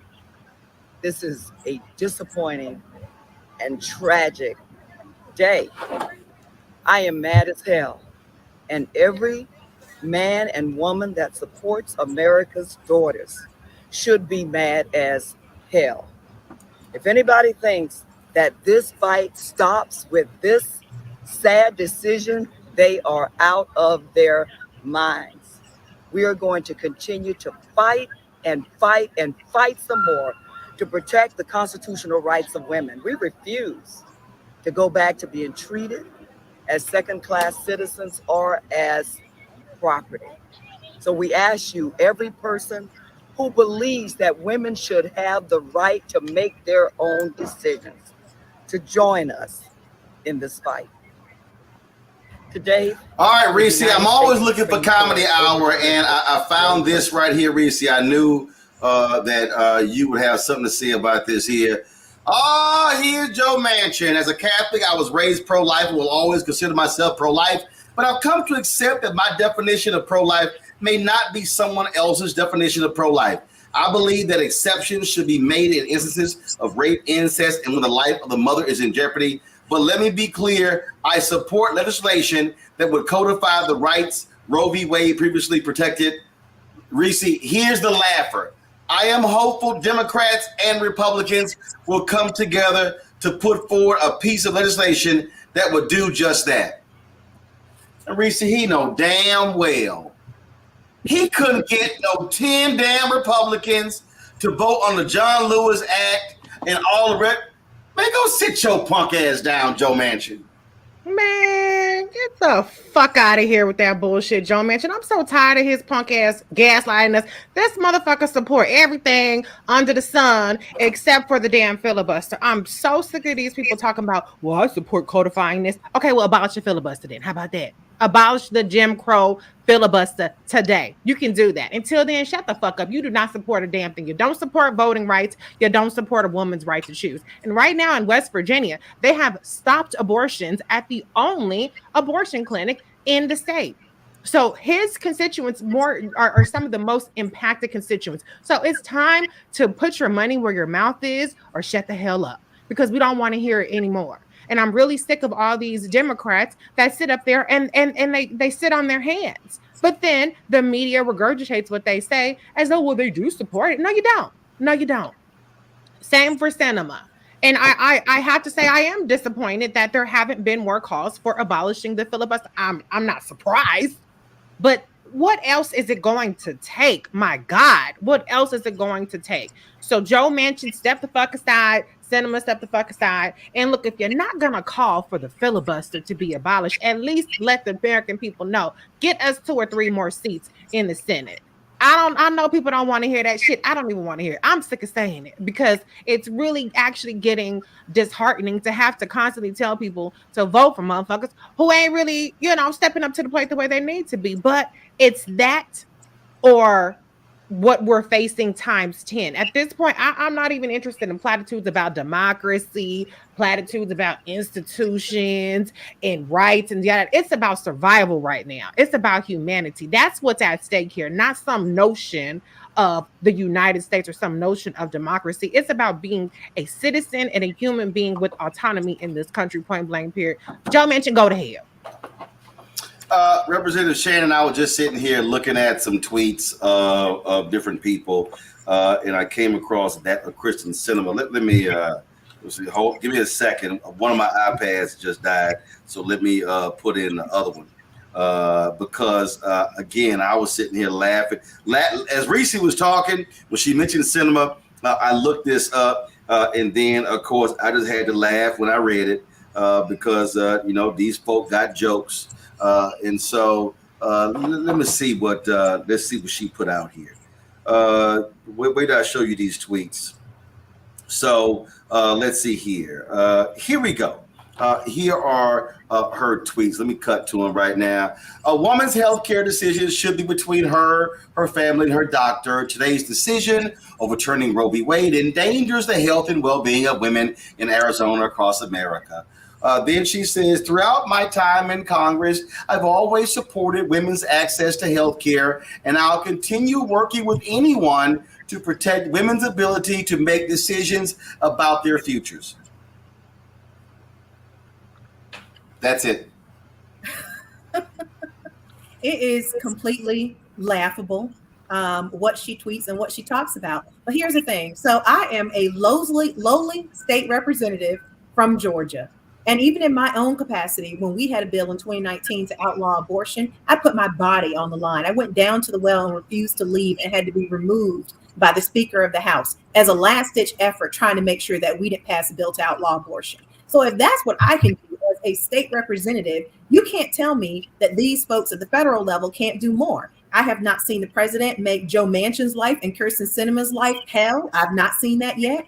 There are rumblings that there are other senators who don't support abolishing the filibuster. There has not been an all-out effort or even pressure campaign to force Democrats to get rid of the filibuster. I'm sorry, there just has not been. So you can't tell me that you've left it all out on the table. At this point, what we need is for Democratic leadership to get serious about putting pressure on these folks and shine the light on all of them. We want public commitments about who is ready to get rid of the filibuster. And if they are not, make their life hell. I've seen Democratic leadership make the squad's life more hell than they've made some of these people like Joe Manchin and Kyrsten Sinema, who are having such a cushy life, hadn't faced any repercussions from stopping our agenda. And they're not the only ones. The second thing that needs to happen is we need to expand the court. Those are things that can be done today. I think voters get the feeling that they don't want to vote, and they get apathetic when they don't see Democrats fighting hard. You know, it's one thing if you fight hard and you leave it all out on the field. My constituents were happy with me. They know that I put my body on the line and risk being arrested. And it's only because of state law that you can't arrest a legislator during active session was the only reason I was not arrested. That's what people expect. That is what they expect. And that is the only way that you can say you've done everything that you can do. I don't think the Democrats have put in the fight that we need to on this. And I'm just going to say that. And this is not the only issue. We've got voting rights. We've got so many things. It really boils down to one thing. If you are serious about advancing your agenda, then you need to wake up and be relentless every single day, just like the Republicans are, because guess what? They don't come back with excuses. They come back with results. And it's time for Democrats to do the same. Long past time. Gotta laugh here, Michael. This decision is inconsistent with what Justices Gorsuch and Kavanaugh said in their testimony and their meetings with me, where they both were insistent on the importance of supporting long-standing precedents that the country has relied upon. That's Senator Susan Collins of Maine. Michael, the shorter version, Gorsuch and Kavanaugh lied to my face, and I was dumb enough to believe them. But not Amy? And we told her, we said when she voted for them, that they were lying then. Once again, this goes back to Trump in 2016 when he ran. He said he would only nominate Supreme Court justices who would vote to overturn Roe versus Wade. She's a damn fool. And when she's up for re-election, she needs to be voted out of office. No, but here's the problem, Michael. Michael, here's the problem. Yeah. You had a weak-ass Democrat who couldn't beat her in 2020. She won. Doc, I understand. I understand that. No, my point. She won a 6-year term. So I know. And so more than so. No, the only point I'm making is if we also go back to 2020, you had some weak ass people. Okay, let's just break it down. Okay, the weak Democrat who raised a lot of money lost to her. She lost. The white woman in Iowa who lost to Joni Ernst. What's that dumbass in North Carolina who decided to have an affair during the campaign? Dumbass. Okay, and then he lost all that money they gave to Amy McGrath just to get her ass kicked by McConnell. Charles Booker could have put a better fight. She raised like 30-40 million. So again, all of those perfect white candidates didn't do a damn thing last time.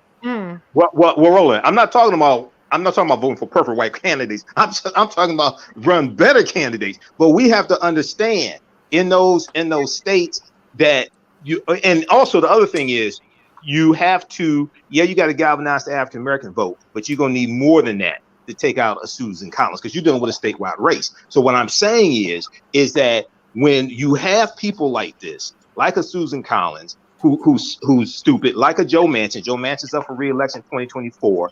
The politics in West Virginia, which is a red state, and Trump won West Virginia by something like 40 points, if I remember correctly, in 2016 and 2020, is different than Maine. But we have to understand that this comes down to voting and understanding what you're voting for, and understanding that we have to vote these people out of office who keep voting against our own interests. But Larry, I can't spend my time worrying about Manchin in 24 or Susan Collins in 26 when, if Democrats get off their ass, put the money on the ground, put the boots on the ground right now, Georgia, to ensure Warnock wins, making sure you defend Arizona and Mark Kelly, making sure you defend the seat in Nevada, making sure you defend the seat in New Hampshire, and go hard for Beasley, North Carolina, Barnes in Wisconsin,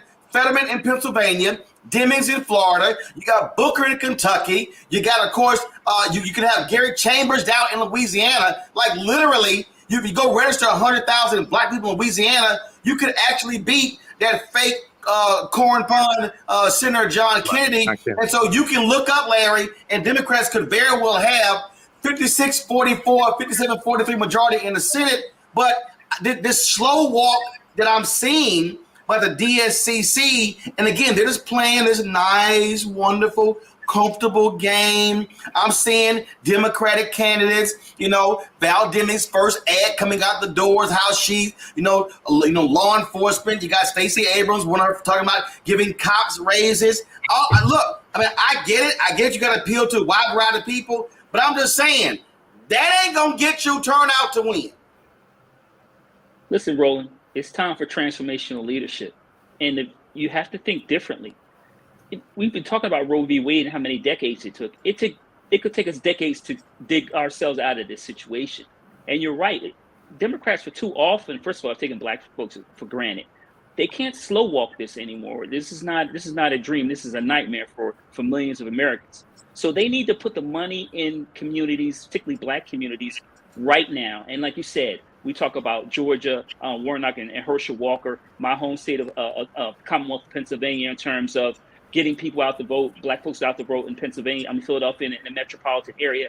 But the DNC's got to put the money where we need it. And like I said, black folks are going to be worried about not only in terms of Roe v. Wade, but also in terms of issues relating to student debt, right? So there are a lot of issues in terms of the Democratic Party has to get it together, make sure that messaging is together, and when they go speak to members of the black community, give them reason to come out and vote in November. Because if they don't roll it, we're going to find ourselves in a much more dire situation than we are now. And I know for a lot of Americans, it seems bleak, right? But it can get a lot worse. And we won't be talking about 2022. It'll be more like 1822. Sure. If we don't get it together, galvanize the vote, and get folks out, and make sure people their voting rights are not being infringed on. Hey, Shireen, again, here's what I'm looking at. You might have anywhere from 300 to 400,000 black people in Louisiana next week for Essence Festival. We'll be there on Monday. I'm just saying, if you the Dems, your ass should say to your candidates, we rolling them through there. And again, you ain't got to get invited. Put on your own event. If you Tim Ryan, you should be all over the Cincinnati Music Festival that's happening in 3 weeks. I've already asked him, you doing something there? What up? See, again, I don't know what these folks are doing, but you are in a fight. Biden kept saying 2020, this is a battle for the soul of America. No, player, these folks want to rule us for 50, 100 years. And if you allow them to lock in power, you can't get out of that. And I'm telling you, I'm just sitting here going, man, what y'all gonna do?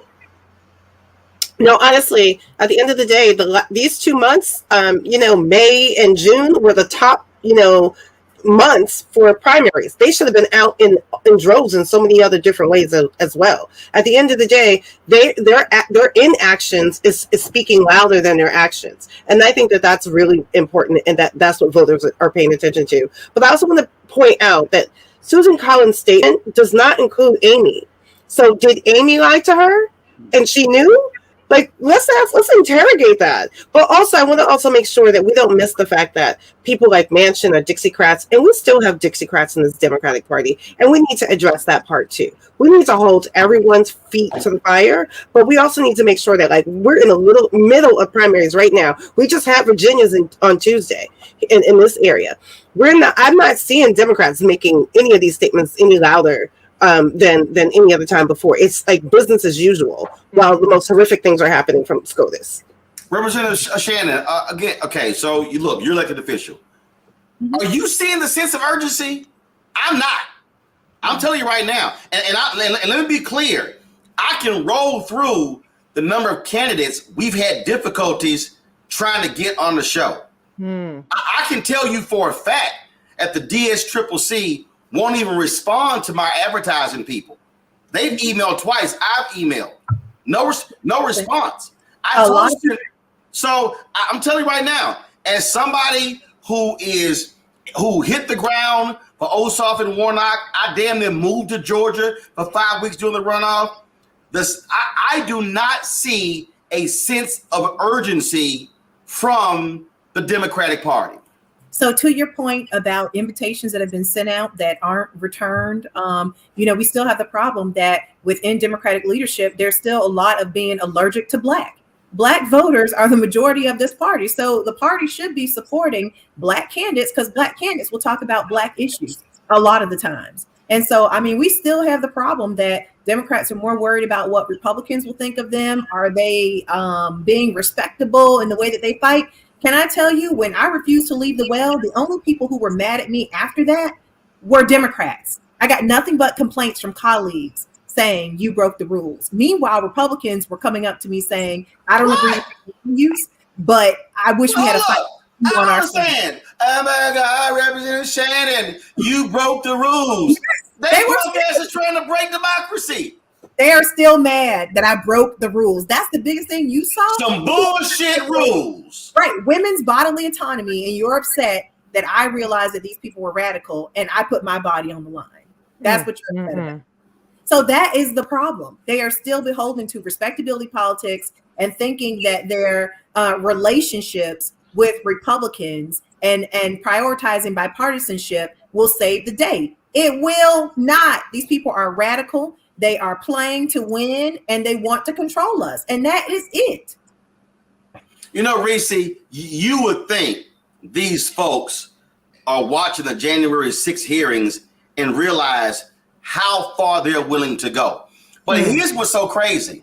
Earlier today, I came across this thread that somebody broke down where John Eastman, Trump's, the guy behind it, he literally was making the same argument to the GOP in 2000.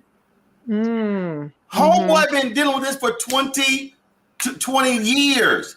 I keep trying to explain to folk, to Representative Shannon's point, they want to keep sitting here. There are rules, there are ways we do these things.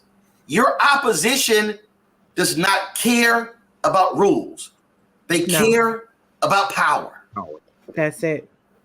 Period. Fuck the rules. Fuck the rules. When you're in power, you get to make the rules. That's what the Supreme Court is saying, right? We got the power. We got the votes, the rules, or whatever the fuck we say the rules are. We don't give a damn about precedent. We don't give a damn about what we lied and told y'all. Oh, we're going to respect precedent. Oh, the Supreme Court, it's important. They said, oh, kiss my ass. Now we got the power. You can't do shit, bitches. That's why we're going to sit up here and we're going to rip it all up.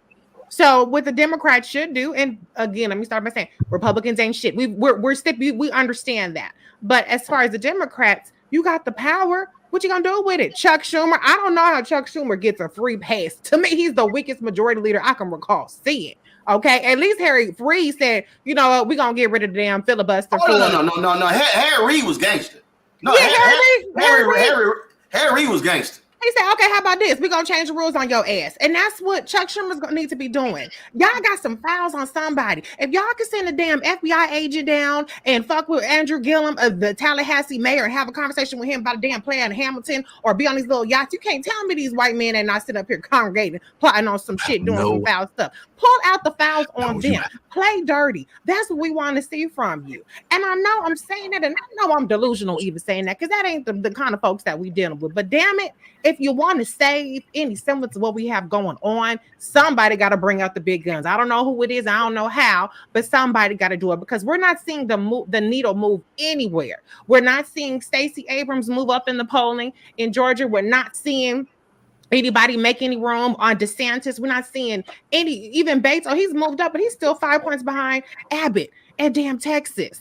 Okay, so as long as the needle's not moving, as long as gas prices are high as shit, as long as eggs, bacon, beef, chicken, shit, Chipotle, McDonald's is high as shit, somebody got to do something, okay, to get people out of their seats. It should be automatic. This should shake your conscience, but it ain't happening. So what you gonna do? Because I done got 18 different goddamn fundraising emails today from the Democrats. I need a plan. What's gonna happen with the damn filibuster? How many votes do we need in the Senate? What kind of lawsuits are y'all filing? The Supreme Court is not a legitimate institution that they're gonna be against damn humanity and citizenship of women in this country. So fuck them. That's what I need to hear from the Democratic Party. Now, can you chip in $5? Can you chip in $10? No, tell me what the hell you're gonna do right now, because I'm sick of it. Well, I'll be honest with you. I'm gonna go to a break here, but if I get one more damn, hey Roland, this is Nancy Pelosi, and I'm like, oh, is she accepting my invitation to come on the show?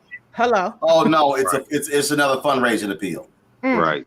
I'm like, that's all I keep getting. I'm gonna go to a break. We come back. We're gonna keep talking about the what's next. And y'all, and look, I know we're gonna get blocked. So Keenan, go ahead and get ready to remove these videos after I play them. I know they're gonna block us in we use somebody else's content. But there are 3 sound bites from my man Papa Pope on Scandal I put on social media that I personally think applies to this whole conversation we've been having. I'm gonna play those next. I can't wait to get the reaction from our panel. You're watching Roland Martin Unfiltered on the Black Star Network. Download the app. Every available platform, of course, Apple phone, Android phone, Apple TV, Android TV, Roku, Amazon Fire TV, Samsung TV, also Xbox One. Also, if y'all want to support the show, I really appreciate your support. Your dollars make it possible for us to do what we do, travel around the country. Checks and money orders go to P.O. Box 57196, Washington, D.C. 20037-0196. Cash App is $RM Unfiltered. PayPal is R Martin Unfiltered. Venmo is RM Unfiltered. Zelle is Roland at RolandSMartin.com. Roland at RolandMartinUnfiltered.com. We'll be right back.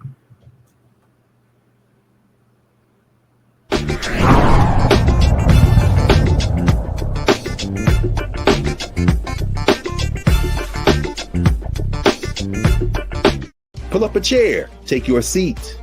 The Black Tape with me, Dr. Greg Carr, here on the Black Star Network. Every week, we'll take a deeper dive into the world we're living in. Join the conversation only on the Black Star Network. Love our new Alexa. It's a Buick. Yeah, Alexa. Buick. Alexa. It's a Buick. It's an Alexa. It's a Buick. It's an Alexa. Coach, that's a Buick. That's an Alexa. The Buick Enclave with available Alexa built-in. Verizon just gave us all a brand new iPhone 13. We've been customers for years. We got iPhone 13s too. Switched 2 minutes ago, literally right before this. iPhone 13 on us on any unlimited plan for every customer, with plans starting at just $35. All on the network more people rely on.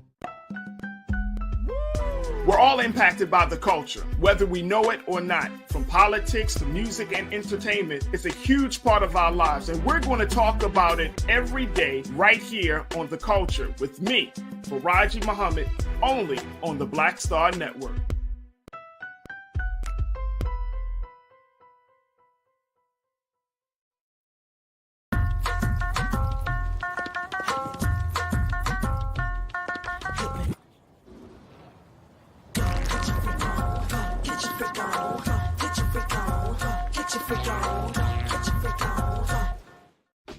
My name is Charlie Wilson. Hi, I'm Sally Richardson Whitfield. And I'm Dante Whitfield. Hey everybody, this is your man Fred Hammond, and you're watching Roland Martin, my man, Unfiltered.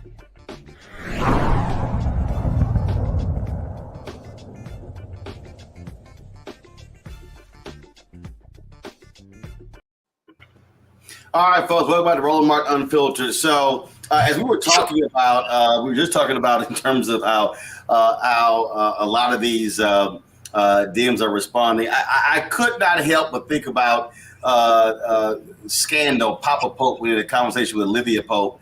And I do think this probably accurately describes how Democrats are responding to the thuggish gangster nature of the Republican counterparts. Watch this. No, you have no idea what happened. You have no idea what is currently happening. You're skipping around in a field full of bombs and mistaking them for daisies. I mean, again, for me, Michael, that's it. You think bombs are dropping and y'all think y'all in a field of daisies. Well, yeah, once again, Roland, this is long-range planning. This goes back to the Paul Weyrich and the Heritage Foundation. This goes back to this fight for 50 years. And this deals with, for decades, federal judges and Supreme Court judges have not been that important when it came to Democrats voting. They would vote for president, but for Republicans, they had a better understanding of why you needed the Supreme Court, control of the Supreme Court, and why you needed the federal bench. Okay, and we saw that really culminate in 2016, but even before then, when you go to the 2014 midterm elections and Republicans taking back control of the Senate, Mitch McConnell, Senate Majority Leader, this set up the ability to be able to block 103 federal bench nominations by President Obama.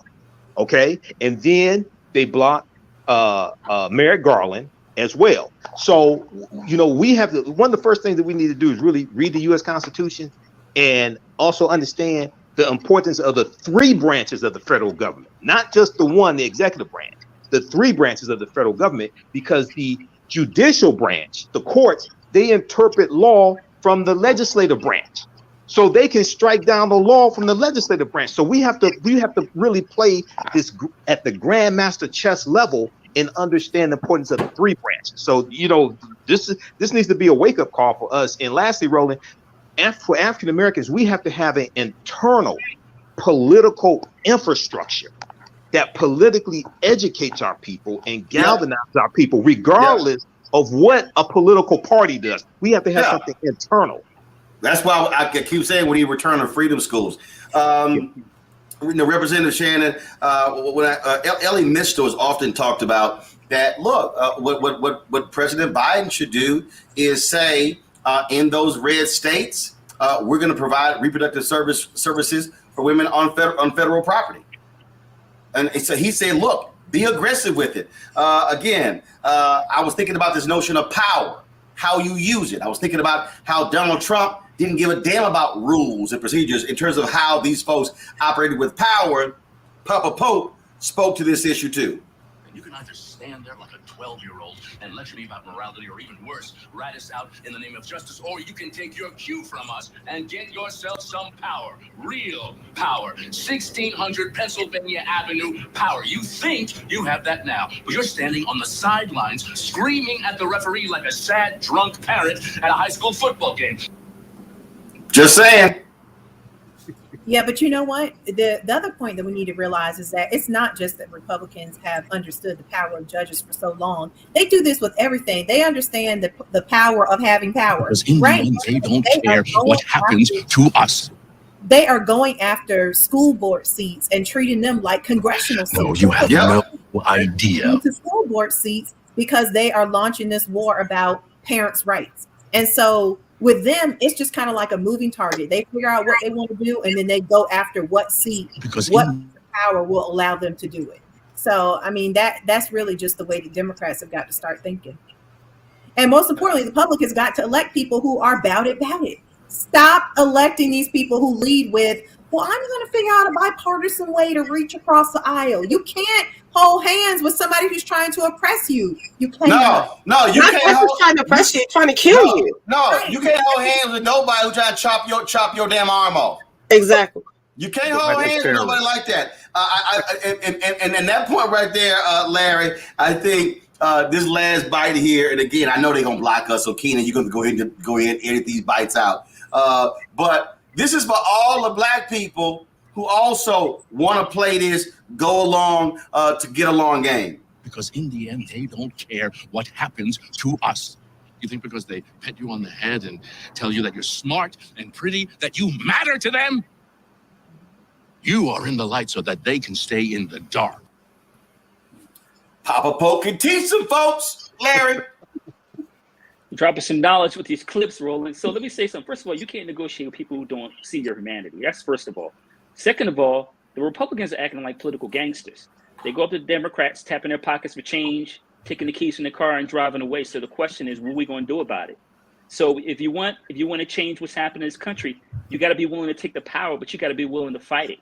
So you got to be willing to take some karate classes and fight the bully, come back the next day and fight the bully. But you can't sit around and send, like we talked about, sending out emails asking for $2, $5, $10 or whatever. It is time to fight. And we need some, like I said earlier, some transformational leaders to start swinging, throwing some haymakers, because otherwise you might as well sit on the sideline. I often use this Teamwork. example, It's just a value that I've always carried. I see that every day I my go to work. speeches. And let me say this, because I already know it's going to be some fool who's going to be like, oh my goodness, Roland Martin's calling for violence. No, I'm not. And so I'm not calling for any of that. But the sentiment that Sean Connery expresses to Kevin Costner in The Untouchables is one that I'm always talking about. When you are engaged in a battle, what are you prepared to do? You said you wanted to know how to get Capone. Do you really want to get him? You see what I'm saying? What are you prepared to do? Everything within the law. And then what are you prepared to do? If you open the ball on these people, Mr. Nash, you must be prepared to go all the way. Because they won't give up the fight until one of you is dead. I want to get Capone. I don't know how to get him. Want to get Capone? Here's how you get him. He pulls a knife, you pull a gun. He sends one of yours to the hospital, you send one of his to the morgue. That's the Chicago. Shireen, right there. That's what I'm talking about. I mean, again, I'm not saying folks get violent, do stuff along those lines. What I'm talking about is, are folks prepared? What are you prepared to do battle? What are you prepared to do to win? What are you prepared to do to organize, to mobilize, to register people to vote, to drive them to the polls? That's what it boils down to. What are you prepared to do? I ain't say tweet. I ain't say post on Instagram. I ain't say make TikTok videos. I'm talking about that hardcore work of political work, going precinct, door to door, knocking on those doors, knocking 3 and 4 and 5 times, saying, you're going to vote, you're going to vote, you're going to vote, you're going to vote, and need a ride, we're going to be back. All of those different things, that has to happen. And that has to happen not just for the presidency, right? That has to happen also specifically for the school board. When you see these parents showing up and acting irate at the school board, make sure there's someone there to counter that response. Make sure that every one of those responses has another response, not the whole let's go out and wine and dine and then debate about what's happening on the school board level. Have our children show up. Have those parents that are willing to push back show up, because that's not about the legal system. That's about people actively showing up and letting them know that we're there and we're not going anywhere, and making sure in those moments that everybody understands that from school board, state legislature, secretary of state, and everything in between is about protecting us. Remember, what Alito just did is said we can go back to antebellum, where slavery was being slavery was legal, to actually use the law of anti-abortion. Why? Because in that point we were property. We have to understand that there are people in this country that wants us to go back to being property. We need to be able to hear that and respond to that and understand that even the concept that gun laws or a gun is more important than what's inside my body. The gun ain't attached to your body, y'all. It's attached to your hand, maybe, but not your body. And the fact that we're not, and people are not understanding what's being granted autonomy and what isn't, your individual rights are being infringed upon. And they're saying it's justified because in 1825, when that first anti-abortion law existed, we were property. We weren't just property of men, we were property of women. Like, let's understand how far back these people are reaching and how much we have lost over that time and how much we still need to be fighting. We should not be getting comfortable about whatever's moving forward at this point. We need to be fighting hard. And please remember, literally, almost every one of those anti-abortion laws happened before women even had the right to vote. Only one happened in 1950. And at that point, we were still being lynched. Let's make sure that we're listening to what is being said in every one of these different laws that are being passed, every one of these opinions. That includes the state level, because the most important part that impacts you is what the states decide to do. And states' rights still means that there are people out there who think we should still be slaves. Indeed. Let me thank Shireen Mitchell, Dr. Larry J. Walker, Michael Imhotep, Reese Colbert, Representative Renita Shannon for joining me on today's show. Thank you very much. Folks, I'm going to this final break. When we come back, I'll offer up my final thoughts on, yes, this historic day where the United States Supreme Court issued their decision overturning a nearly 50-year precedent and validating Roe v. Wade, and it is no longer the law of the land. I will offer my thoughts when we come back on Roland Martin Unfiltered on the Black Star Network.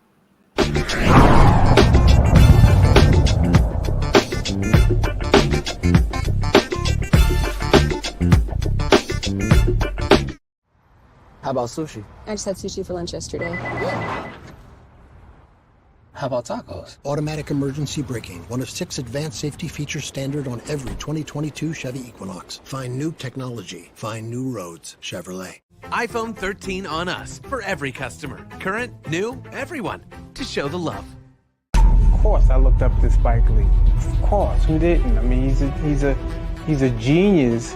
But then also, I was this kid from Brooklyn, right? That felt like, you know, give me my damn respect. I made this, this creative art, right, that people are responding to.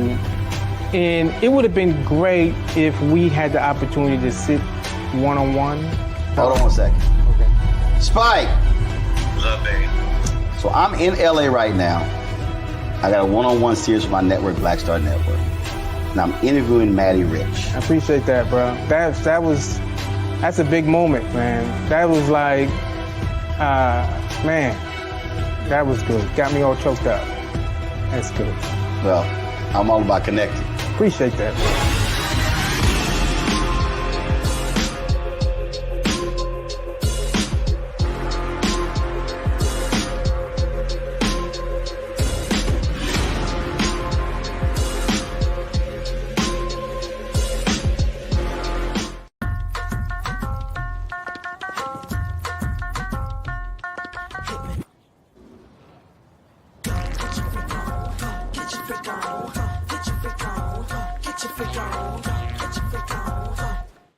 I'm Dion Cole, and you're watching Roland Martin Unfiltered. Stay woke.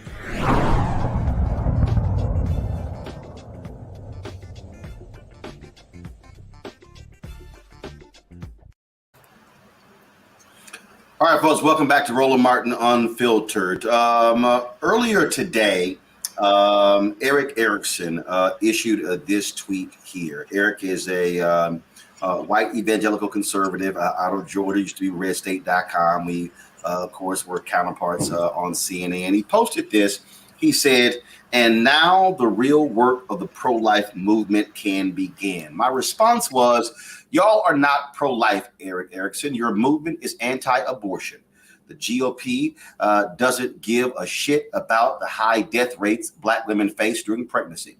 As I told Ben Watson for his doc, y'all don't care about infant mortality rates or unarmed Black folks shot by cops. I meant every single word of that. And my man Ben actually responded to that.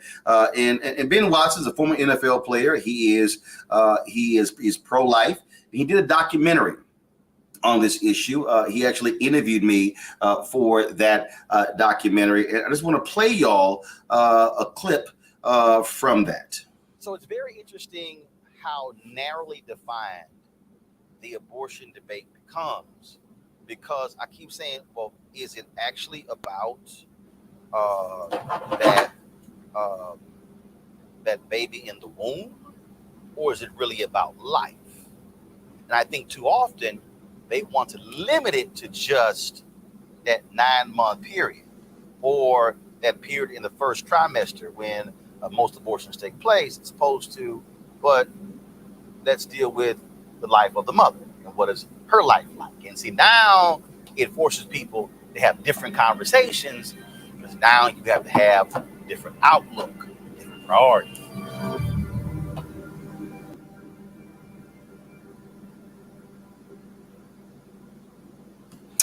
Folks, that really is the issue that we're now looking at. The conservatives, Republicans, they say that they are pro-life, but they're not.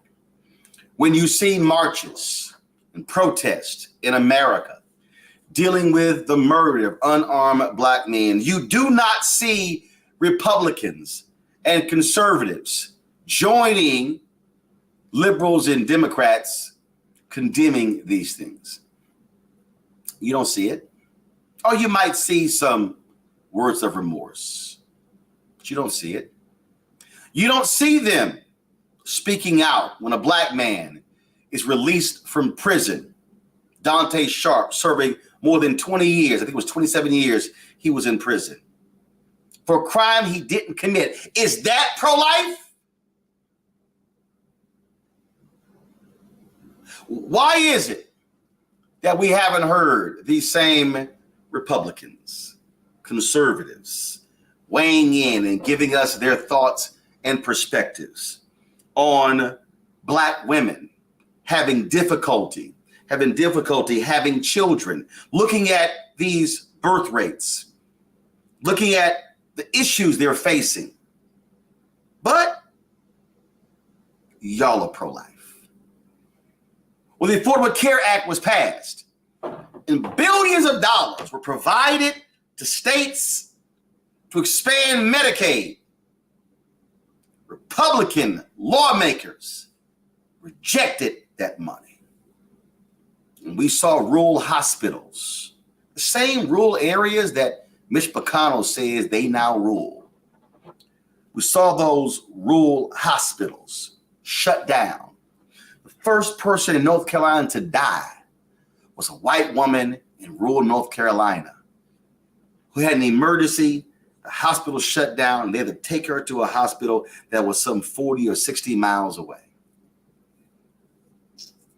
It was Reverend Barber who told me that it was a white man in North Carolina who came up to him at a parade.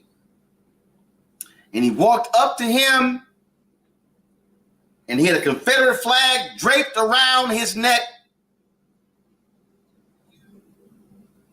And he had tears in his eyes, and he says, I got to thank you, Dr. Barber, for fighting for our hospitals. Is that pro-life?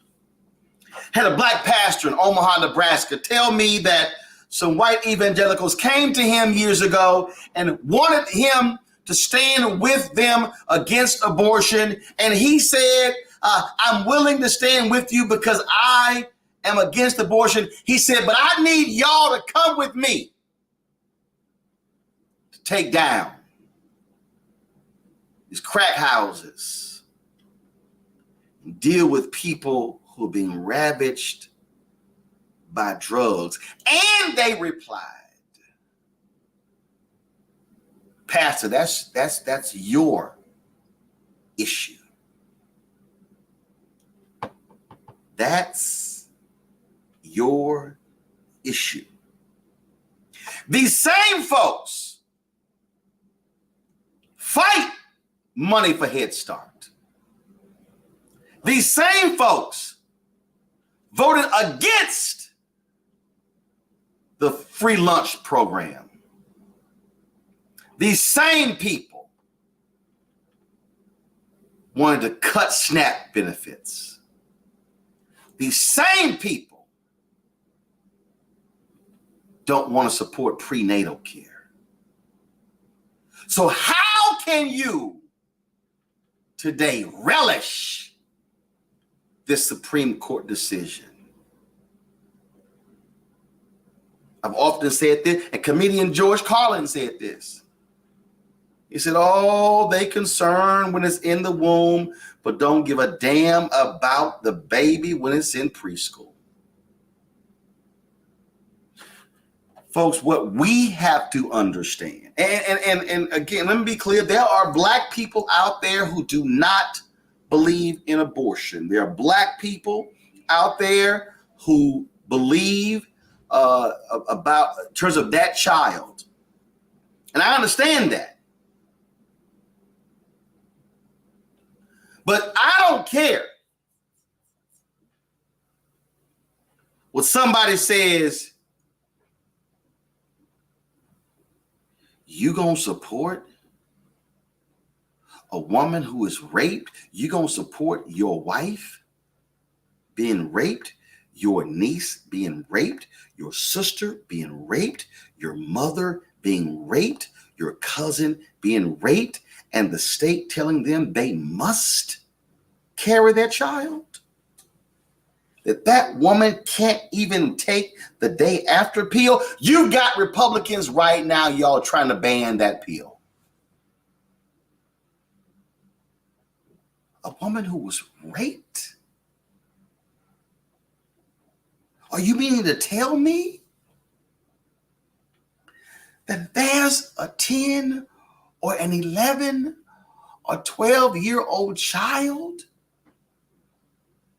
who has been raped and sexually assaulted by a relative, that child must carry that baby born out of incest?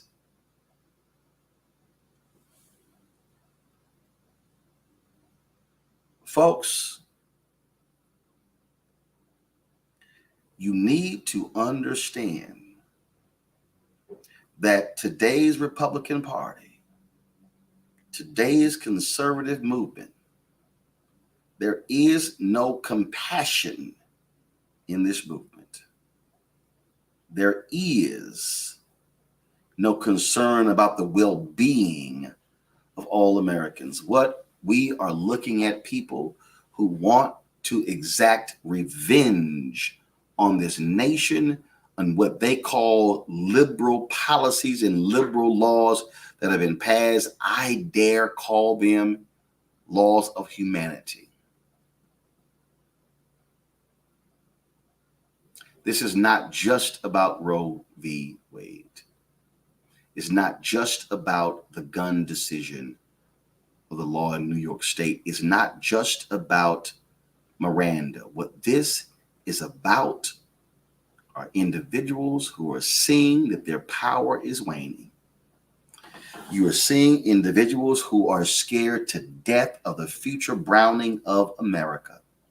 And they want to make sure that as the nation changes demographically, and those folks then begin to assume power, that they are going to be placed in a straitjacket with handcuffs, duct tape, and unable to do anything because they will have already changed the rules, changed the law.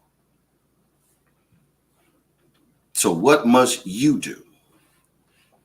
You can't just hit the like button and the like button on YouTube, which you should be doing right now. You can't just post your outrage on Facebook. You can't just say, I can't believe what they're doing to us on Twitter and TikTok and Instagram and Snapchat and Fanbase and LinkedIn and Tumblr and all the platforms. What you must be doing right now is making a decision that you are going to become a far more active participant in this thing we call the republic, you are going to have to ensure that this so-called democracy stays one. You are going to have to ensure, you are going to have to ensure that you are willing to stand up and do what the previous generation did. And that is, as Dr. King said, make the country be true to what you put on paper. Brothers and sisters, we must understand you are being called to the battlefield. You are being drafted in this war. And what you cannot do is say that I'm going to allow somebody else to do the battle, because it's not just about your body and your choice. It literally is about the future of this country, because they are not going to stop where they are. They are going to continue over, and they're going to continue pushing, continue changing the law, continuing to do these things. And the only way it can be stopped is when we use the power of the ballot box. That's why I decided whether they vote like your ancestors died for it. This generation is being called to account. We're being called to stand up. We're being called to lead. The question is, are you willing to lead? Are you willing to stand up? Are you willing to fight? Are you willing to engage? First thing you do right now.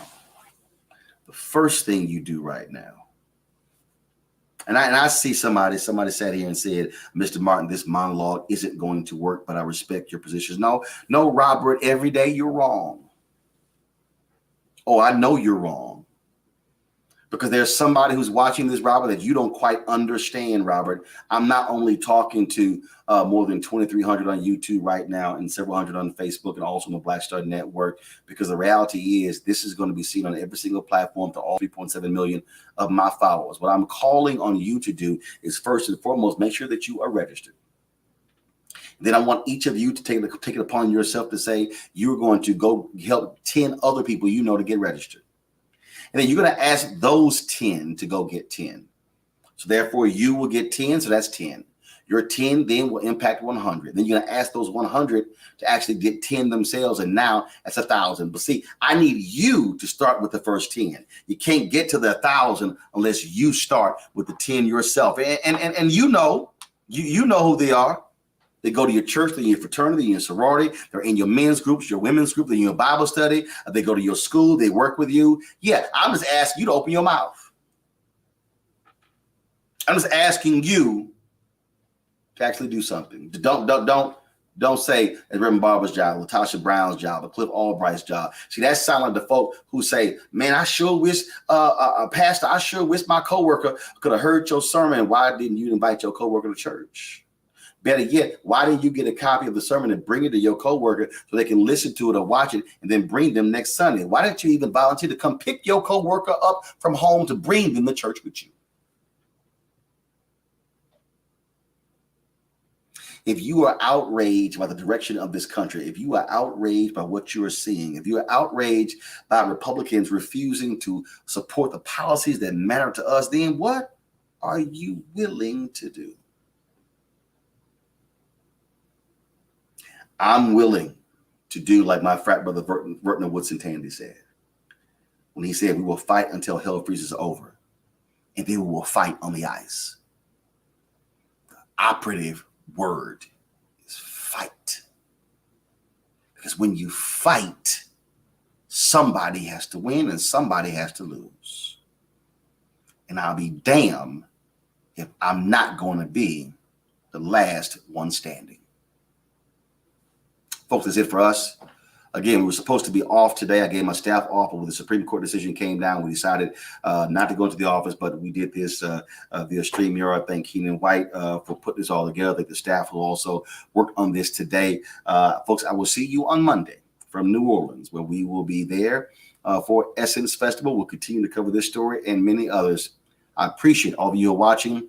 Folks, hit that like button on YouTube, hit that like and share button on Facebook. I want you to share this with your friends. Spread this around. We should have 100 or 200 or 300 or 400 or 500,000 views of this video.